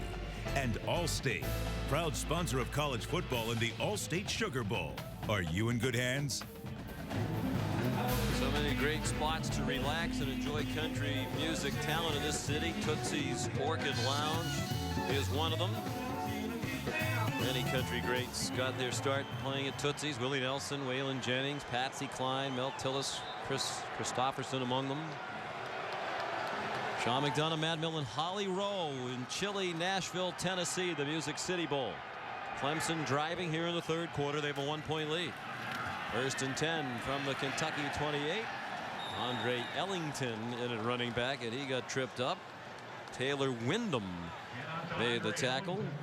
Help from Dufresne. Wyndham is the young man who got a lot of national attention. He's the Kentucky player who put that big hit on Tim Tebow that knocked him silly, and it was unfortunate that Tebow was hurt on that play, but the coaches said it seemed to help Wyndham. It lifted his confidence as a playmaker, and he played better from this point on. And he's going to continue to get better. So much confidence in this game. That's a major stepping stone to the next level. He needs to get a little bigger and stronger, but he's got the tools. He's a freshman. Spiller finding it tough to find any running room tonight. They'll mark him just shy of the 25, Holly. After that last reception by C.J. Spiller, he actually motioned to the sideline and took himself out of the game. He's been limping on that right foot, where he's been suffering from turf toe. A lot of people don't really know what turf toe is, but checking in with the trainers, it is a sprain of the MP joint, the metatarsal phalangeal joint. And what happens, it gets hyperextended. So anytime they make a cut, put pressure on it, they really aggravate it, guys. It's difficult to heal, but that's what he's suffering from right now. It just requires rest, and you can't do that during the season. He's played on that sore toe all year, and the coaches really admire him for it. 3rd down and 7. Parker forced to scramble, lofts it up, out of bounds. in the general direction of Michael Palmer. And now Dabo Sweeney will send his field goal team on. The Spiller, with that bad toes, had so many terrific accomplishments all season long. But he told us the other day the thing he is most proud of during his time at Clemson, he graduated just the other day, about 10 days ago, December 17th. He walked across the stage in Littlejohn Coliseum and earned his degree in sociology in 3.5 years. Here's Richard Jackson for a 44-yard field goal try. And no good. The wind definitely got a hold of that one. That got up and just butterflied around for a while. One thing about this Kentucky defense, they've done a good job on C.J. Spiller in the run game. They've bottled him up tonight. He's had his success. Has been out in the spot, out in space, and that's where he's made some plays. But this is what it's looked like all night long for C.J. Spiller in the run game. Kentucky defense has done a nice job getting to the football, getting off blocks, and limiting him. Clemson had the ball for 5 minutes, 41 seconds, no points. And then Morgan Newton comes out throwing, incomplete over the head of Chris Matthews. Boy, it's certainly clear that Richard Jackson didn't hit that one very well, and the wind got it, because he's kicked 3 field goals this year of over 50 yards. And that's the second highest total in the country. Only the Georgia kicker has more. Blair Walsh has 4 50-yard kicks, and I think Richard's saying, hey, the wind knocked that down. Kickers almost always have an explanation when it doesn't go well. It's funny how that works. Some people call them excuses. Newton handed it off to Locke on the draw. Looking for a block from Cobb, who didn't block anybody. That'll upset Joker Phillips. He coaches the wide receivers, and he gets after them about the need to be tenacious in their blocking. And Randall Cobb told us the other day, I'd rather have a good block that springs a long run than make a big catch. Well, he had a chance to block somebody over there. He didn't block anybody.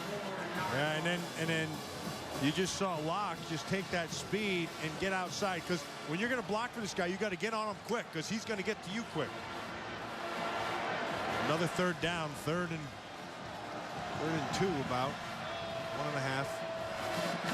4 out of 10 on third down. It's right on their season average, 39%. I don't like this cushion over here.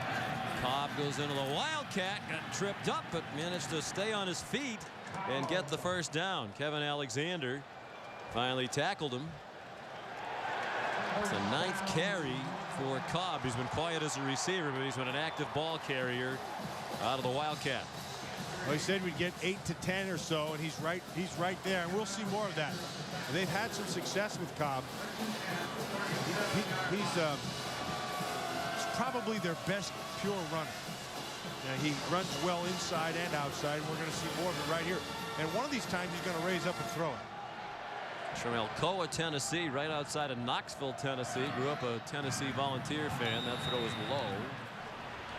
He committed to Kentucky a couple weeks before the signing date, and then the Kentucky coaches held their breath. Tennessee did come after him, but Randall said he wanted to get away, experience something different. He was Mr. Football in Tennessee in Class 2A in high school as a quarterback. Versatile guy. He does a lot of things well, and they're smart to use them the way they're using him right now. The more ways they can get the ball in him, his hands, the better off this offense will be. He's back at receiver. Morgan Newton handed it off to Locke. He got walloped as he tried to turn the corner. Got a yard or two, and then he ran into Daquan Bowers, who is a sophomore. And he was coming out of high school in Bamberg, South Carolina. He was the highest rated high school player at any position in the country, according to ESPN. Well, this is the speed. Now, you know he likes to run the edge. And there's our guy right in the middle of it again. McDaniel, and Bowers is right there, and a host of Clemson Tigers. Of course, it sets up this third down. 5 wide receivers on third down and 8. Quick pressure from Clemson. It's a screen for Locke, and he's nowhere near the first down to the 42.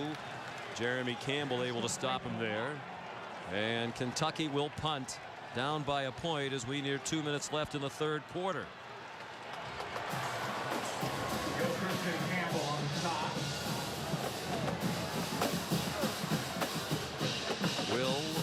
Hidlachka punted to C.J. Spiller.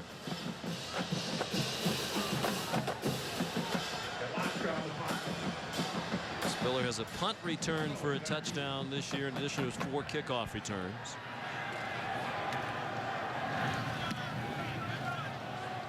High kick. And it forced a fair catch by Spiller at the 20-yard line.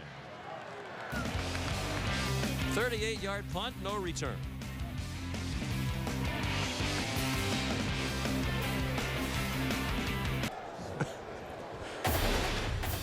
New Year's Day, 4:30 Eastern Time on ABC. Don't miss the granddaddy of them all. 8th-ranked Ohio State takes on number 7 Oregon in the 2010 Rose Bowl game presented by Citi. Jeremiah Masoli, the Pac-10 champion Ducks, are in the 96th edition of the Classic Bowl against Ohio State. Ohio State leads the all-time series 7-0. They haven't played each other though since 1987. It's been a while since either of those teams has been there. Both of them have gotten better as the season's gone on. They had their little bumps in the road, but they're playing good football right now. It's New Year's Day, 4:30 Eastern Time. Certainly one of the feature games of this bowl season on ABC. 1:35 to go, third quarter. Clemson the ball in a 1-point lead. The pitch to Spiller. And he worked hard for that yard. Another touch for Spiller, tackled by Jacob Dufresne. We mentioned that Dabo Swinney has a lot of help, not only from his coaches, but there's his 11-year-old son, Will. I ran into him last night. Yeah, he keeps track of the touches, and he tells his dad how many touches that Spiller has. There's his touch chart that he was nice enough to show us during the last commercial break. Keeps track of the touches by Jacoby Ford. That little guy is a college football encyclopedia. The information he was spitting out was astonishing. On the run, Kyle Parker's throw. Yeah, so I'm walking down the hall at the Gaylord Hotel that I was staying last night, and this little guy comes down and he starts talking, and we got into a conversation, and he starts talking about college football like it was unbelievable, spitting out facts and telling me things, and I was really impressed, and I looked down there, and no wonder it's Sweeney's kid. He's got the inside track.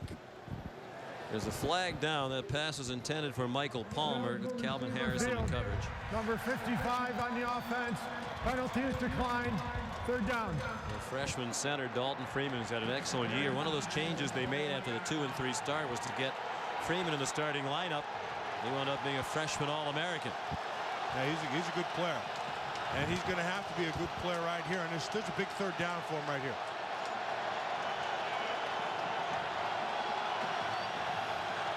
Third down and 9.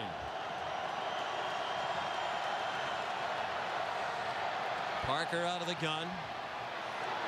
Flips it late to Spiller. Trying to get outside and did not get the first down. Made it to the sideline but forced out at the 25. Boy, this Kentucky defense done a terrific job against Spiller tonight. Paul Warford forced the play out of bounds. Warford did a nice job of making him go east and west. Just wasn't able to square his shoulders and stick his foot in the ground and get north and south. Spiller's had 9 carries now. 6 of them have gone for 2 yards or fewer. There's Randall Cobb. Both teams done a great job minimizing the others' return games tonight.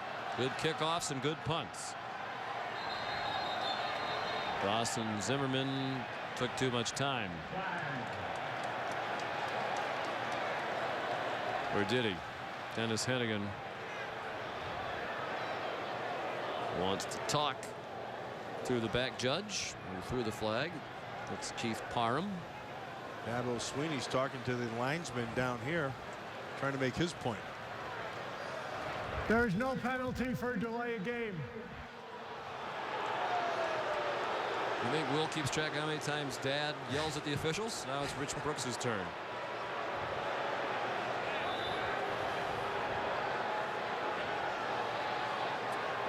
And it's been frustrating for Rich, particularly that last game loss to Tennessee that cost them second place in the East Division of the SEC. But it's been there's another flag.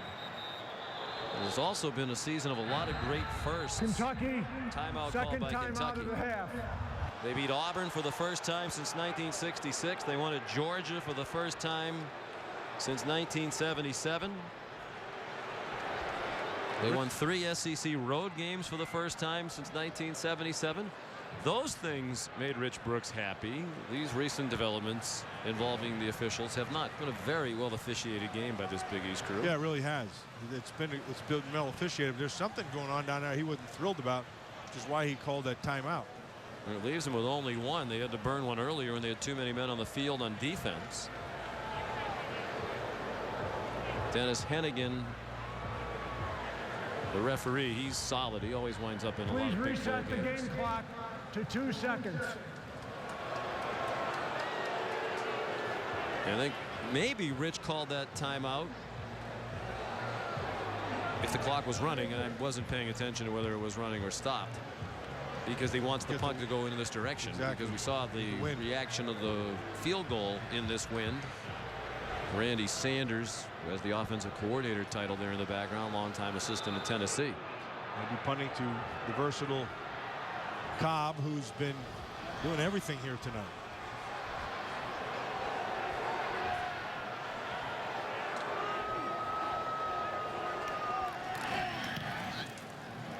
Kind of a low wobbly punt. The wind definitely did knock it down, and then it takes a bounce back. And the Rich Brooks timeout, got what he wanted. you got it. That was right. That wind did its job. Ball be marked at the 49-yard line of Clemson. Great field position for Kentucky, down by 1 as we head to the fourth quarter after a 24-yard punt.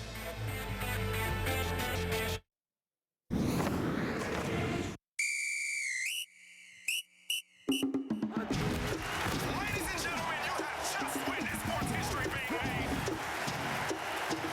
I am the champion. Okay. I am the champion. Did it just get serious in lights, cameras, action? I think it did. What? I am the champion. Yeah. Well, perhaps we're 15 minutes of playing time away from crowning the champion of the 12th Gaylord Hotels Music City Bowl in Nashville. Clemson and Kentucky, a rematch of the 2006 game here, won by the Wildcats 28-20. Kentucky down by a point, but they've been a great fourth quarter team this year.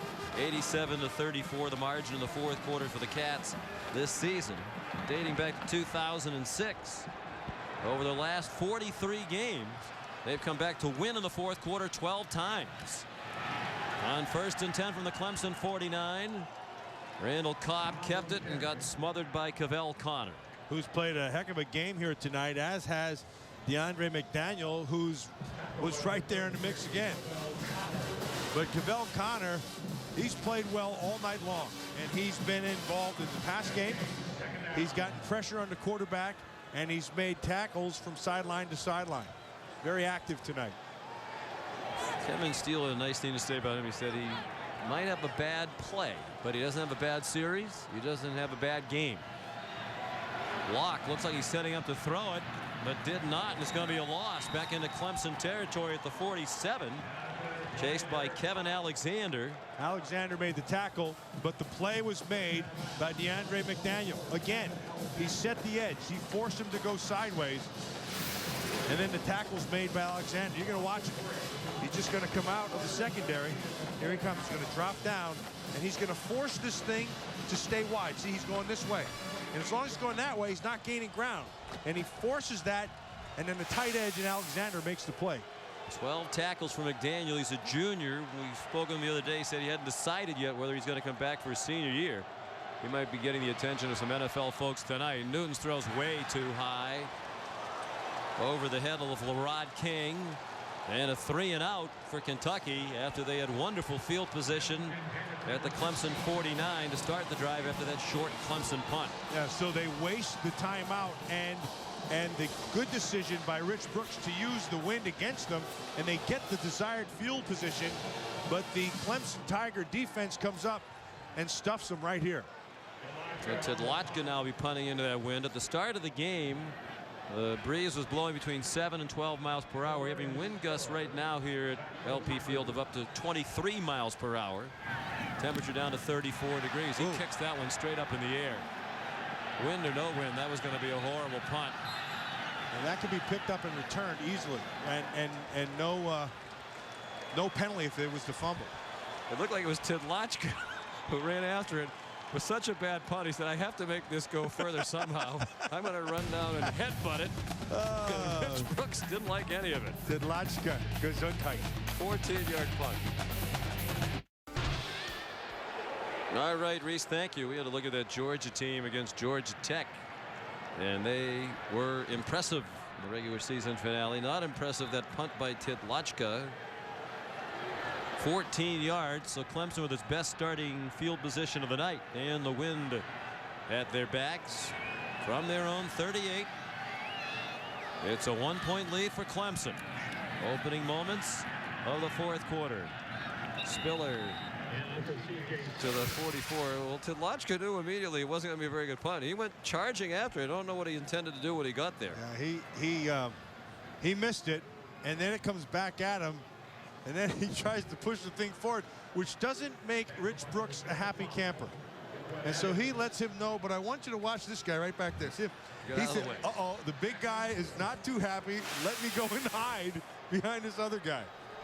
It looked like Rich Brooks was telling him you should have held the ball out further away because with that wind in your face, it was going to blow the ball back. I don't know. But he said, I did it. And Rich Brooks said, no, you didn't. Spiller.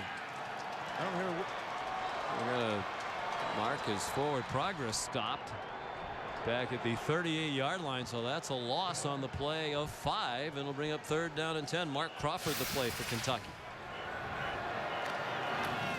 Just a nice job, and the guy who did the whole thing on the front end. Crawford got there. Corey Peters made the play. Corey Peters got great get off in the ball and took it away and forced him to stop his feet, and then Crawford finished it off.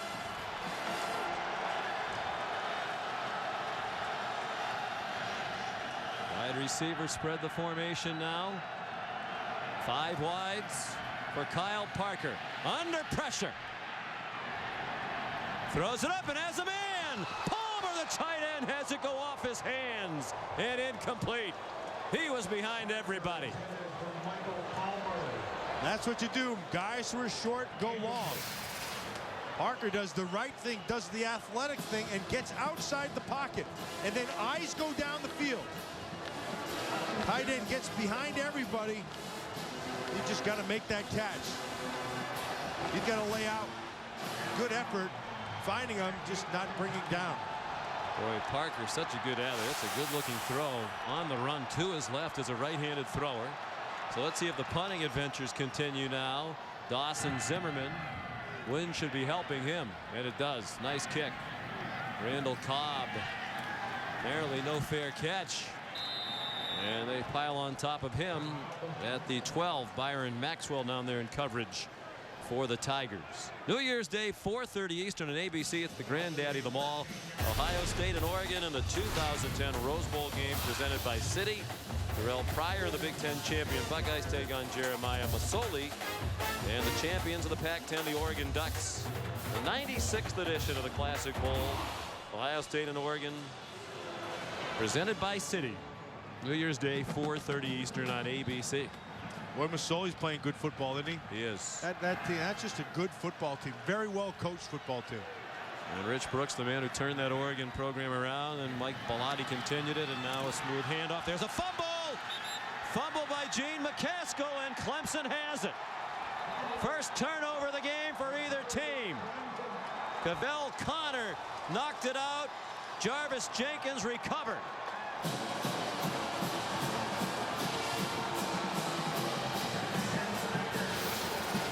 Well, Cavell Connor in the open field and just gets his hand on the ball, and then it's just a free-for-all. Jenkins comes up with it, but Cavell Connor has played a whale of a football game here tonight in all aspects. Well, both coaches, there's a unique formation, and it is Parker. The ball goes the other way to Ellington. Parker came to the right. Ellington went to the left. It's a lot of guys moving around and only about a 3-yard gain. Good defense Corey Peters. Well, they give you a lot of movement, and they try to make it look like it was a false snap. And the guy who never bites is Corey Peters. And as well as they've played here in keeping people out, Peters has been the anchor for the whole thing. Corey Peters has played well from the beginning all the way through. It looked like the old fumble-rooski that's not legal anymore. Exactly. Used to put it on the ground and let a lineman pick it up. 2nd and 7. Parker keeps it this time. Might have been set up by the previous play, and he has a first down. He can run. This is a good player. He's a very good athlete. Boy, if I was Dabo Swinney, I'd do whatever I could to hold on to that kid. He looks like he's got it. He's got some speed. He's got poise. He throws the ball extremely well. Keeps his eyes down the field. So it's 1st and goal. Big spot here.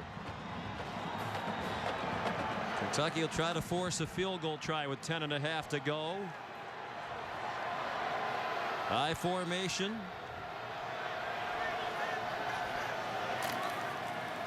And it's Spiller. Turns the corner. Touchdown. C.J. Spiller, the only player in the country in FBS football to score a touchdown in every game this season, and he's done it again. And that was all Spiller, because he's going to start off following Deal, the fullback, and then it gets stuffed at the line of scrimmage, and he just redirects and gets around that right side with pure speed. His 51st career touchdown among active players. Only Tim Tebow has more. An 8-yard run. They capitalize on the first turnover of the night.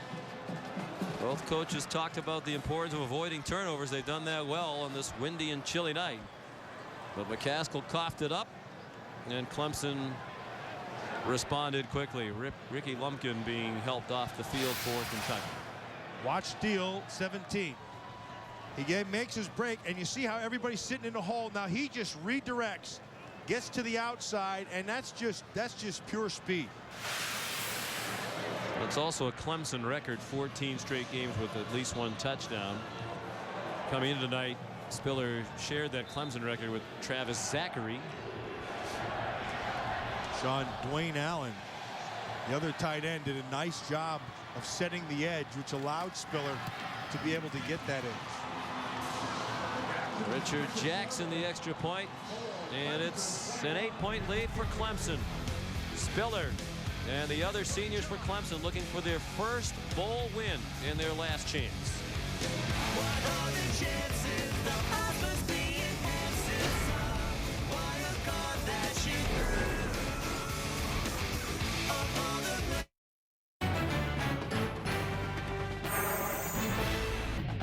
ESPN College Football, the Gaylord Hotels Music City Bowl, is brought to you by Gaylord Hotels, a Gaylord entertainment company. Bridgestone, for drivers who want to get the most out of their cars, it's Bridgestone or nothing. And Capital One, what's in your wallet? Back here in the Music City, look down Broadway. Perhaps the best place in the country to experience the best in country music. A lot of clubs, recording studios. And oh, by the way, there's some good food down there too. Yeah. 4 great years for C.J. Spiller coming to an end. He finished 6th in the Heisman balloting, but his numbers certainly compare to Heisman Trophy winners of the past. Says a lot of the depth and quality of the Heisman field this year that Spiller finished 6th. Still the best finish by an ACC player since Chris Weinke won in 2000. Looking for a big return from Derek Locke, and they don't get it. Rashard Hall, Sadat Chambers down there in coverage. Well, take a good look at C.J. Spiller and what he's been able to do this year, and we knew that on the front end. Throughout his career, holder 31 Clemson records, 7 kickoff returns, an NCAA record for touchdowns. 3rd most all-purpose yards in FBS history. Only Brandon West of Western Michigan, D'Angelo Williams with more all-time than C.J. Spiller. There's C.J. Spiller flanked by 2 young running backs who are going to be pretty darn good. There's Monsell Allen getting a carry. His first carry of the night, and he plowed his way out to the 30 and almost broke it. Nice run on first down for Allen, the junior from New Orleans. 15 yards. You talk about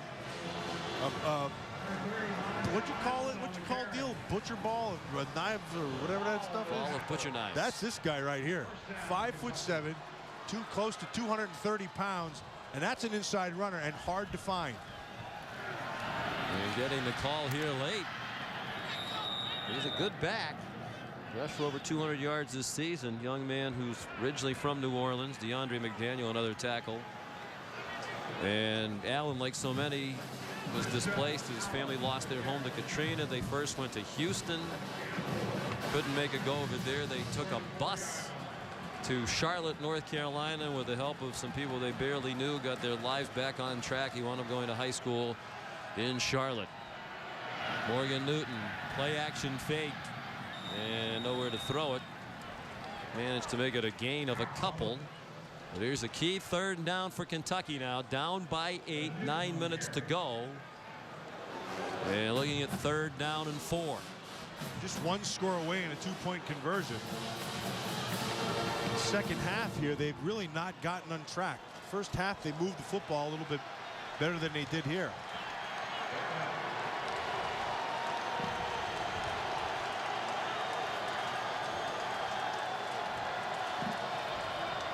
Morgan Newton out of the gun. Has time. Short throw and a catch. First down and more. Randall Cobb to midfield. And a big conversion on a 14-yard gain. Chris Chancellor made the tackle. And nicely done by Newton, staying in the pocket, just eyeballing him and waiting patiently for Cobb to clear the backer. And once he does, he finds him and picks up the big first down.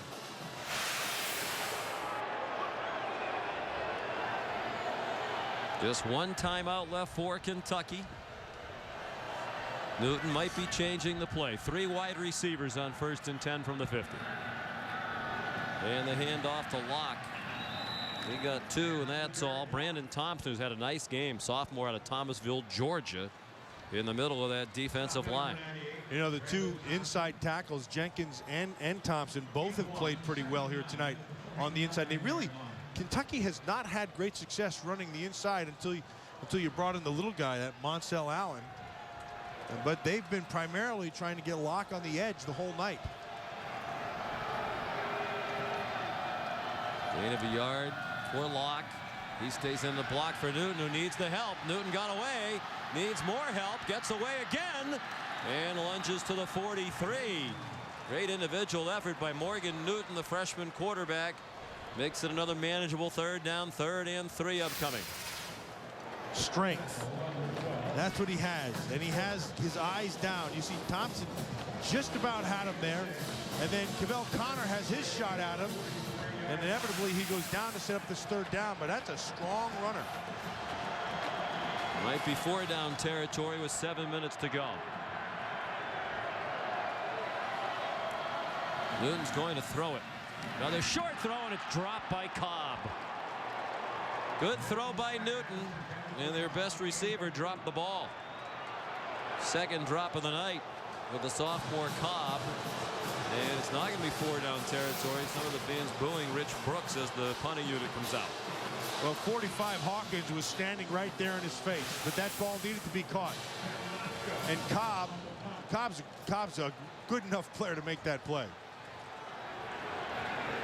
Based on the last punt, you wonder how much yardage they're going to pick up. Yeah. I'm more excited about how it's going to go on the sidelines with Rich Brooks. It's a fake. Tidlachka got it, and then took a hit out of bounds. Are they going to flag that on Spencer Adams? Well, Tidlachka made Rich Brooks a lot happier there, and looked like Clemson might have gotten away with a hit that looked from here to be well across the boundary. Well, it's a Steve Ortmeyer, the special teams coach, and they had something, and what they had is they knew what they had. Good. And they got it, and they got a big first down. He was starting out of bounds, but he wasn't out of bounds yet. From over here, we're on the other side of the field. It looked out of bounds. That was a good, clean hit. 9-yard run, though. And another incomplete pass through the hands of McCaskill. Steve Ortmeyer has been around a long time, 25 years, an assistant coach in the NFL. Now the special teams coach for Kentucky. That's a big play by Tidlachka, sophomore out of Louisville. His brother played at the University of Louisville, their in-state rival. That's a huge play, and that's one that makes Rich Brooks smile. Not a lot of frowns there. I think he'd be even happier if the receivers would catch the ball and hang on to it after the catch. Inside the lock. And a hard-earned couple to the 32. And approaching 6 minutes left. Daniel there again. Boy, he and Cavell Connor and those two inside tackles, they've played really good. But the guy who's been all over the field really has been McDaniel. He's been tremendous. He wasn't an All-American before tonight, and he was. He earned that All-American honor tonight. 3rd down and 8. Under 6 minutes to go. Clemson by 8. Morgan Newton steps up, has running room. He was very near the line as he threw it incomplete. Gilchrist should have had a pick right there. You're right, Sean. It looked like he was really close to that line. It's a zone blitz. They show and then they pull out. And Newton comes down, and it's a good call. But watch Gilchrist. That's right in the breadbasket. That should be going the other way. Now they will go for it on 4th down. The conventional set. 2 for 2 on 4th down tonight. Newton had to look over the sideline. A lot of gesturing from both sidelines. Play clock at 1. He just did get it off. No, he didn't. Timeout. Called first by Kentucky, and that's their last. Kentucky, last time out of the half. There was 1 second on the play clock as they snapped it, but they also got a timeout at the same time. Well, that's it for timeouts for Coach Brooks. And a huge 4th down and 8 when we come back to Nashville. 57,252 at LP Field in Nashville, the home of the Tennessee Titans. And the site of the Gaylord Hotel's Music City Bowl. Kentucky down by 8, 5:38 to go. Facing 4th down and 8 and going for it from the Clemson 32. They've gotten pressure with their 4 down, particularly in the middle. But Newton's been strong enough to be able to get away from it. They're showing blitz, so Newton looks to the sideline for help. He doesn't have another timeout to use. They're out of timeouts. He's singled up on the top side. 4-man rush. Newton forced to scramble away. Now he takes off running, and he did not appear to get there. He lunged but bounced after the ball hit the ground, and he's going to be short, it appears, at the 25. Big tackle by Ricky Sapp. 1st down on downs. Clemson takes over. Sapp tracked him the whole way. He got pressure, like we said, but it was his strength, and then he took off and ran. Watch Sapp just come from the backside, and it's where the knee, when the knee hits where the ball is. And that was a well-spotted ball. These officials have been outstanding tonight. We've said it many times. I would put the Big East officials, yep. See where the ball was? Yeah, that's a good spot. Yep. I think we've seen a lot of the major conferences this year. I think the Big East officials are as good, if not better, than any conference we've seen. This has been a really well-officiated game.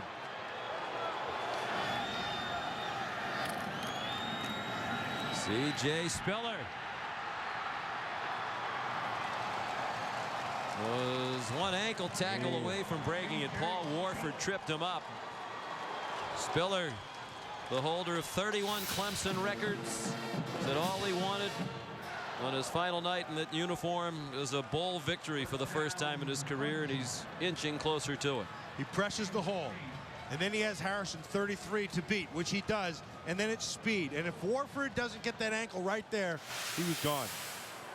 He set another mark tonight. He needed 55 receiving yards, which he has. He has 58 to become the first player in ACC history with 1,000 yards rushing and 500 receiving in the same season. He's out of the game. Here's Jamie Harper with a flag thrown by the umpire in the area in which you expect a holding call against the offense. Holding, 74 offense, 10-yard penalty, first down.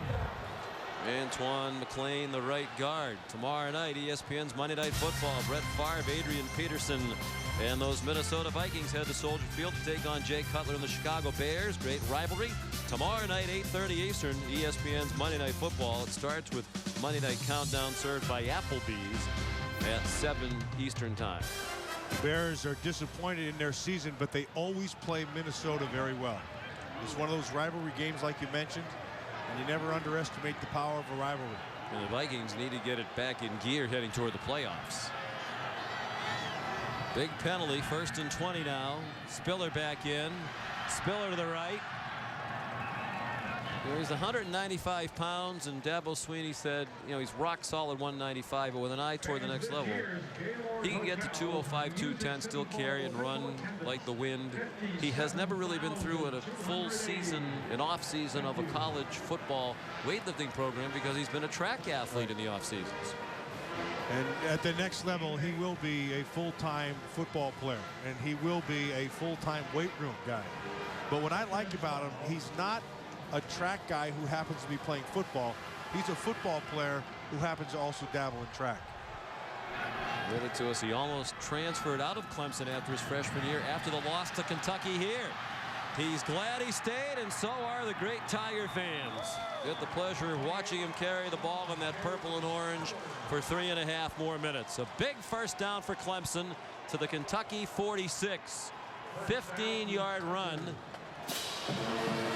And he's up to 172 yards now. Oh, Will Swinney must have been yanking Dad's coat. Tell him, Pop, you need to get the ball in his hands. 172 all-purpose yards. So he's moved up the list past D'Angelo Williams and into second place all time in college football history, behind only Brandon West of Western Michigan. 7,764 for Brandon. Well, here's Harper ahead for 2, under 3 minutes to go. Here's Holly. Well, it was a long shot that C.J. Spiller would ever even play for Clemson. He was so highly recruited, they thought he was out of their league. But a determined wide receiver coach named Dabo Swinney went down and visited him. And right then, he got C.J. to sign on his business card, I, C.J. Spiller, promised to at least visit Clemson in January 2006. Dabo had 2 other kids witness the signature, and C.J., good to his word, came on a visit. He fell in love with the place and shocked everyone when he did come to Clemson. Dabo still has that card on his desk and said it's a good reminder never to shoot too high in recruiting. You can always get the best. Dabo told C.J. I know from our conversations, and there's Harper, the ball carrier. You're a man of your word. If you say you're going to come for a visit, I know you will. Dabo Swinney has his business card, which C.J. gave back to him, framed in his office. C.J. was very frustrated when they left the Music City Bowl here after 2006, his freshman year, and only 5 carries in that game. He thought maybe he'd made a mistake. Thought seriously about going to Florida. He saw the success the Gators were having close to home, but he wanted to live up to his commitment. He's a deeply religious young man. His athletic skill is only outdone by his character. We got a standing ovation at graduation the other day. Harper bounces off a hit and converts the 3rd and 2, and that should ice it with Kentucky out of timeouts. Well played game by the Clemson Tigers, and this Tiger team is going to be have to be reckoned with. This is a good young team. They are going to do nothing but get better, and watch out for the Clemson Tigers next year. And Spiller will get that elusive first bowl win. He'll depart 1-3 in bowl games. Dabo Swinney gets his first win. And a lot of positives on which to build for Coach Swinney and the Clemson Tigers as they head to the future. And Kentucky is going to lose its bowl game. Kentucky's going to lose the bowl game, Sean, but they've got a lot of good young players also. There's a lot to build on there. Rich Brooks has done a fantastic job. He's coming on the field as there is an injured Kentucky player. That's Micah Johnson, the middle linebacker. grabbing at his right knee.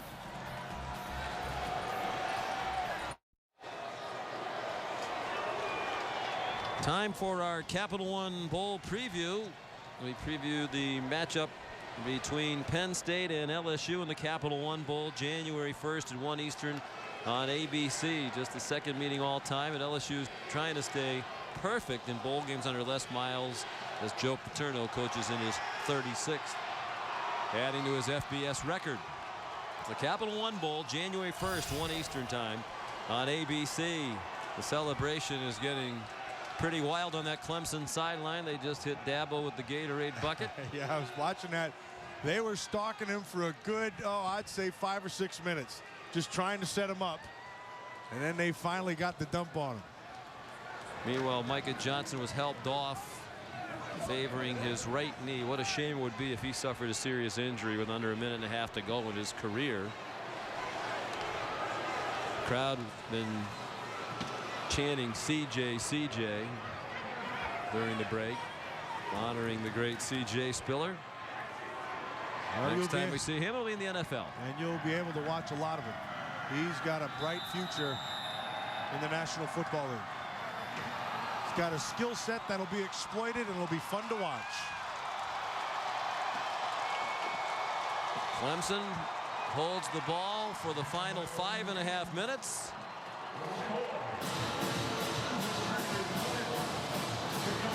And a hug for Rich Brooks and Dabo Sweeney, 28 years apart in age. 2006, it was an 8-point win for Kentucky over Clemson here. That has been completely reversed tonight. Kyle Parker and Clemson, an 8-point win over Kentucky in the 2009 Gaylord Hotels Music City Bowl. Hold on to that guy. Parker may be able to hit. He may be able to throw, but he can play quarterback. Some question. Might it be his last college football game after one season? He's expected to be a high draft pick in baseball in the spring. Could it be Rich Brooks' last game as coach at Kentucky? He said he'd address that at the appropriate time. Holly? Well, guys, we're with a pretty happy CJ Spiller. Seniors had never won a bowl game. How did you set the tone early in this game as a senior that you were going to go out with the win? I just told the guys to come out and just have fun. You know, I love all my guys. I thank them for everything that they done. And we just went in halftime. We just said we just needed a couple of stops. And we knew we had a great offense, and we knew that our offensive line was going to start making some great blocks for Kyle to throw the ball downfield and open up running lanes, and that's just what they did the second half. CJ, you were obviously hobbled by your foot in the second half here, but you weren't going to come out with your pro career ahead of you. Why was this so important for you? Because I love Clemson too much. I love them too much. I told them I was going to play until I can't play. You're going to have to literally shoot me to get me off the field, and I want to be out there with my guys. And, you know, I owe it to the Clemson family. You know, they supported me throughout my whole career, and I wanted to be out there. All right, and he was, guys, the first ever bowl win for the senior. CJ Spiller, thank you very much. Thank you, Holly. Played till the last second. Well, the big play in the game, the fumble by Gene McCaskill of Kentucky, the only turnover of the game. Our Mazda Drive recap. Connor forced the fumble. Jenkins recovered it for Clemson. Then they needed only 3 plays to go 19 yards. Kyle Parker picked up a first down, and then CJ Spiller, 14th straight game with a touchdown as he ran in from 8 yards. That's the Clemson record. Connor blowing kisses, and Clemson in the win column in a bowl game for the first time for CJ and the other seniors. And Kentucky's season ends a disappointing 7-6. They had a lot of close calls. It could have been a much better year for the Wildcats. Yeah, and I still think there's a great nucleus there, and they got a lot to work with. That team's going to be reckoned with also in the SEC next year. Final score: Clemson 21 and Kentucky 13. Clemson, your 2009 Gaylord Hotels Music City Bowl champions. Coming up next, stay tuned for Sports Center. And for a complete wrap-up of this game, you can catch us on ESPN News in just a couple of minutes. For live coverage of the trophy ceremony from the Music City Bowl, log on to ESPN360.com. For Matt Millen, Holly Rowe, and our entire crew, Sean McDonough saying good night from Nashville. Now, here's Sports Center.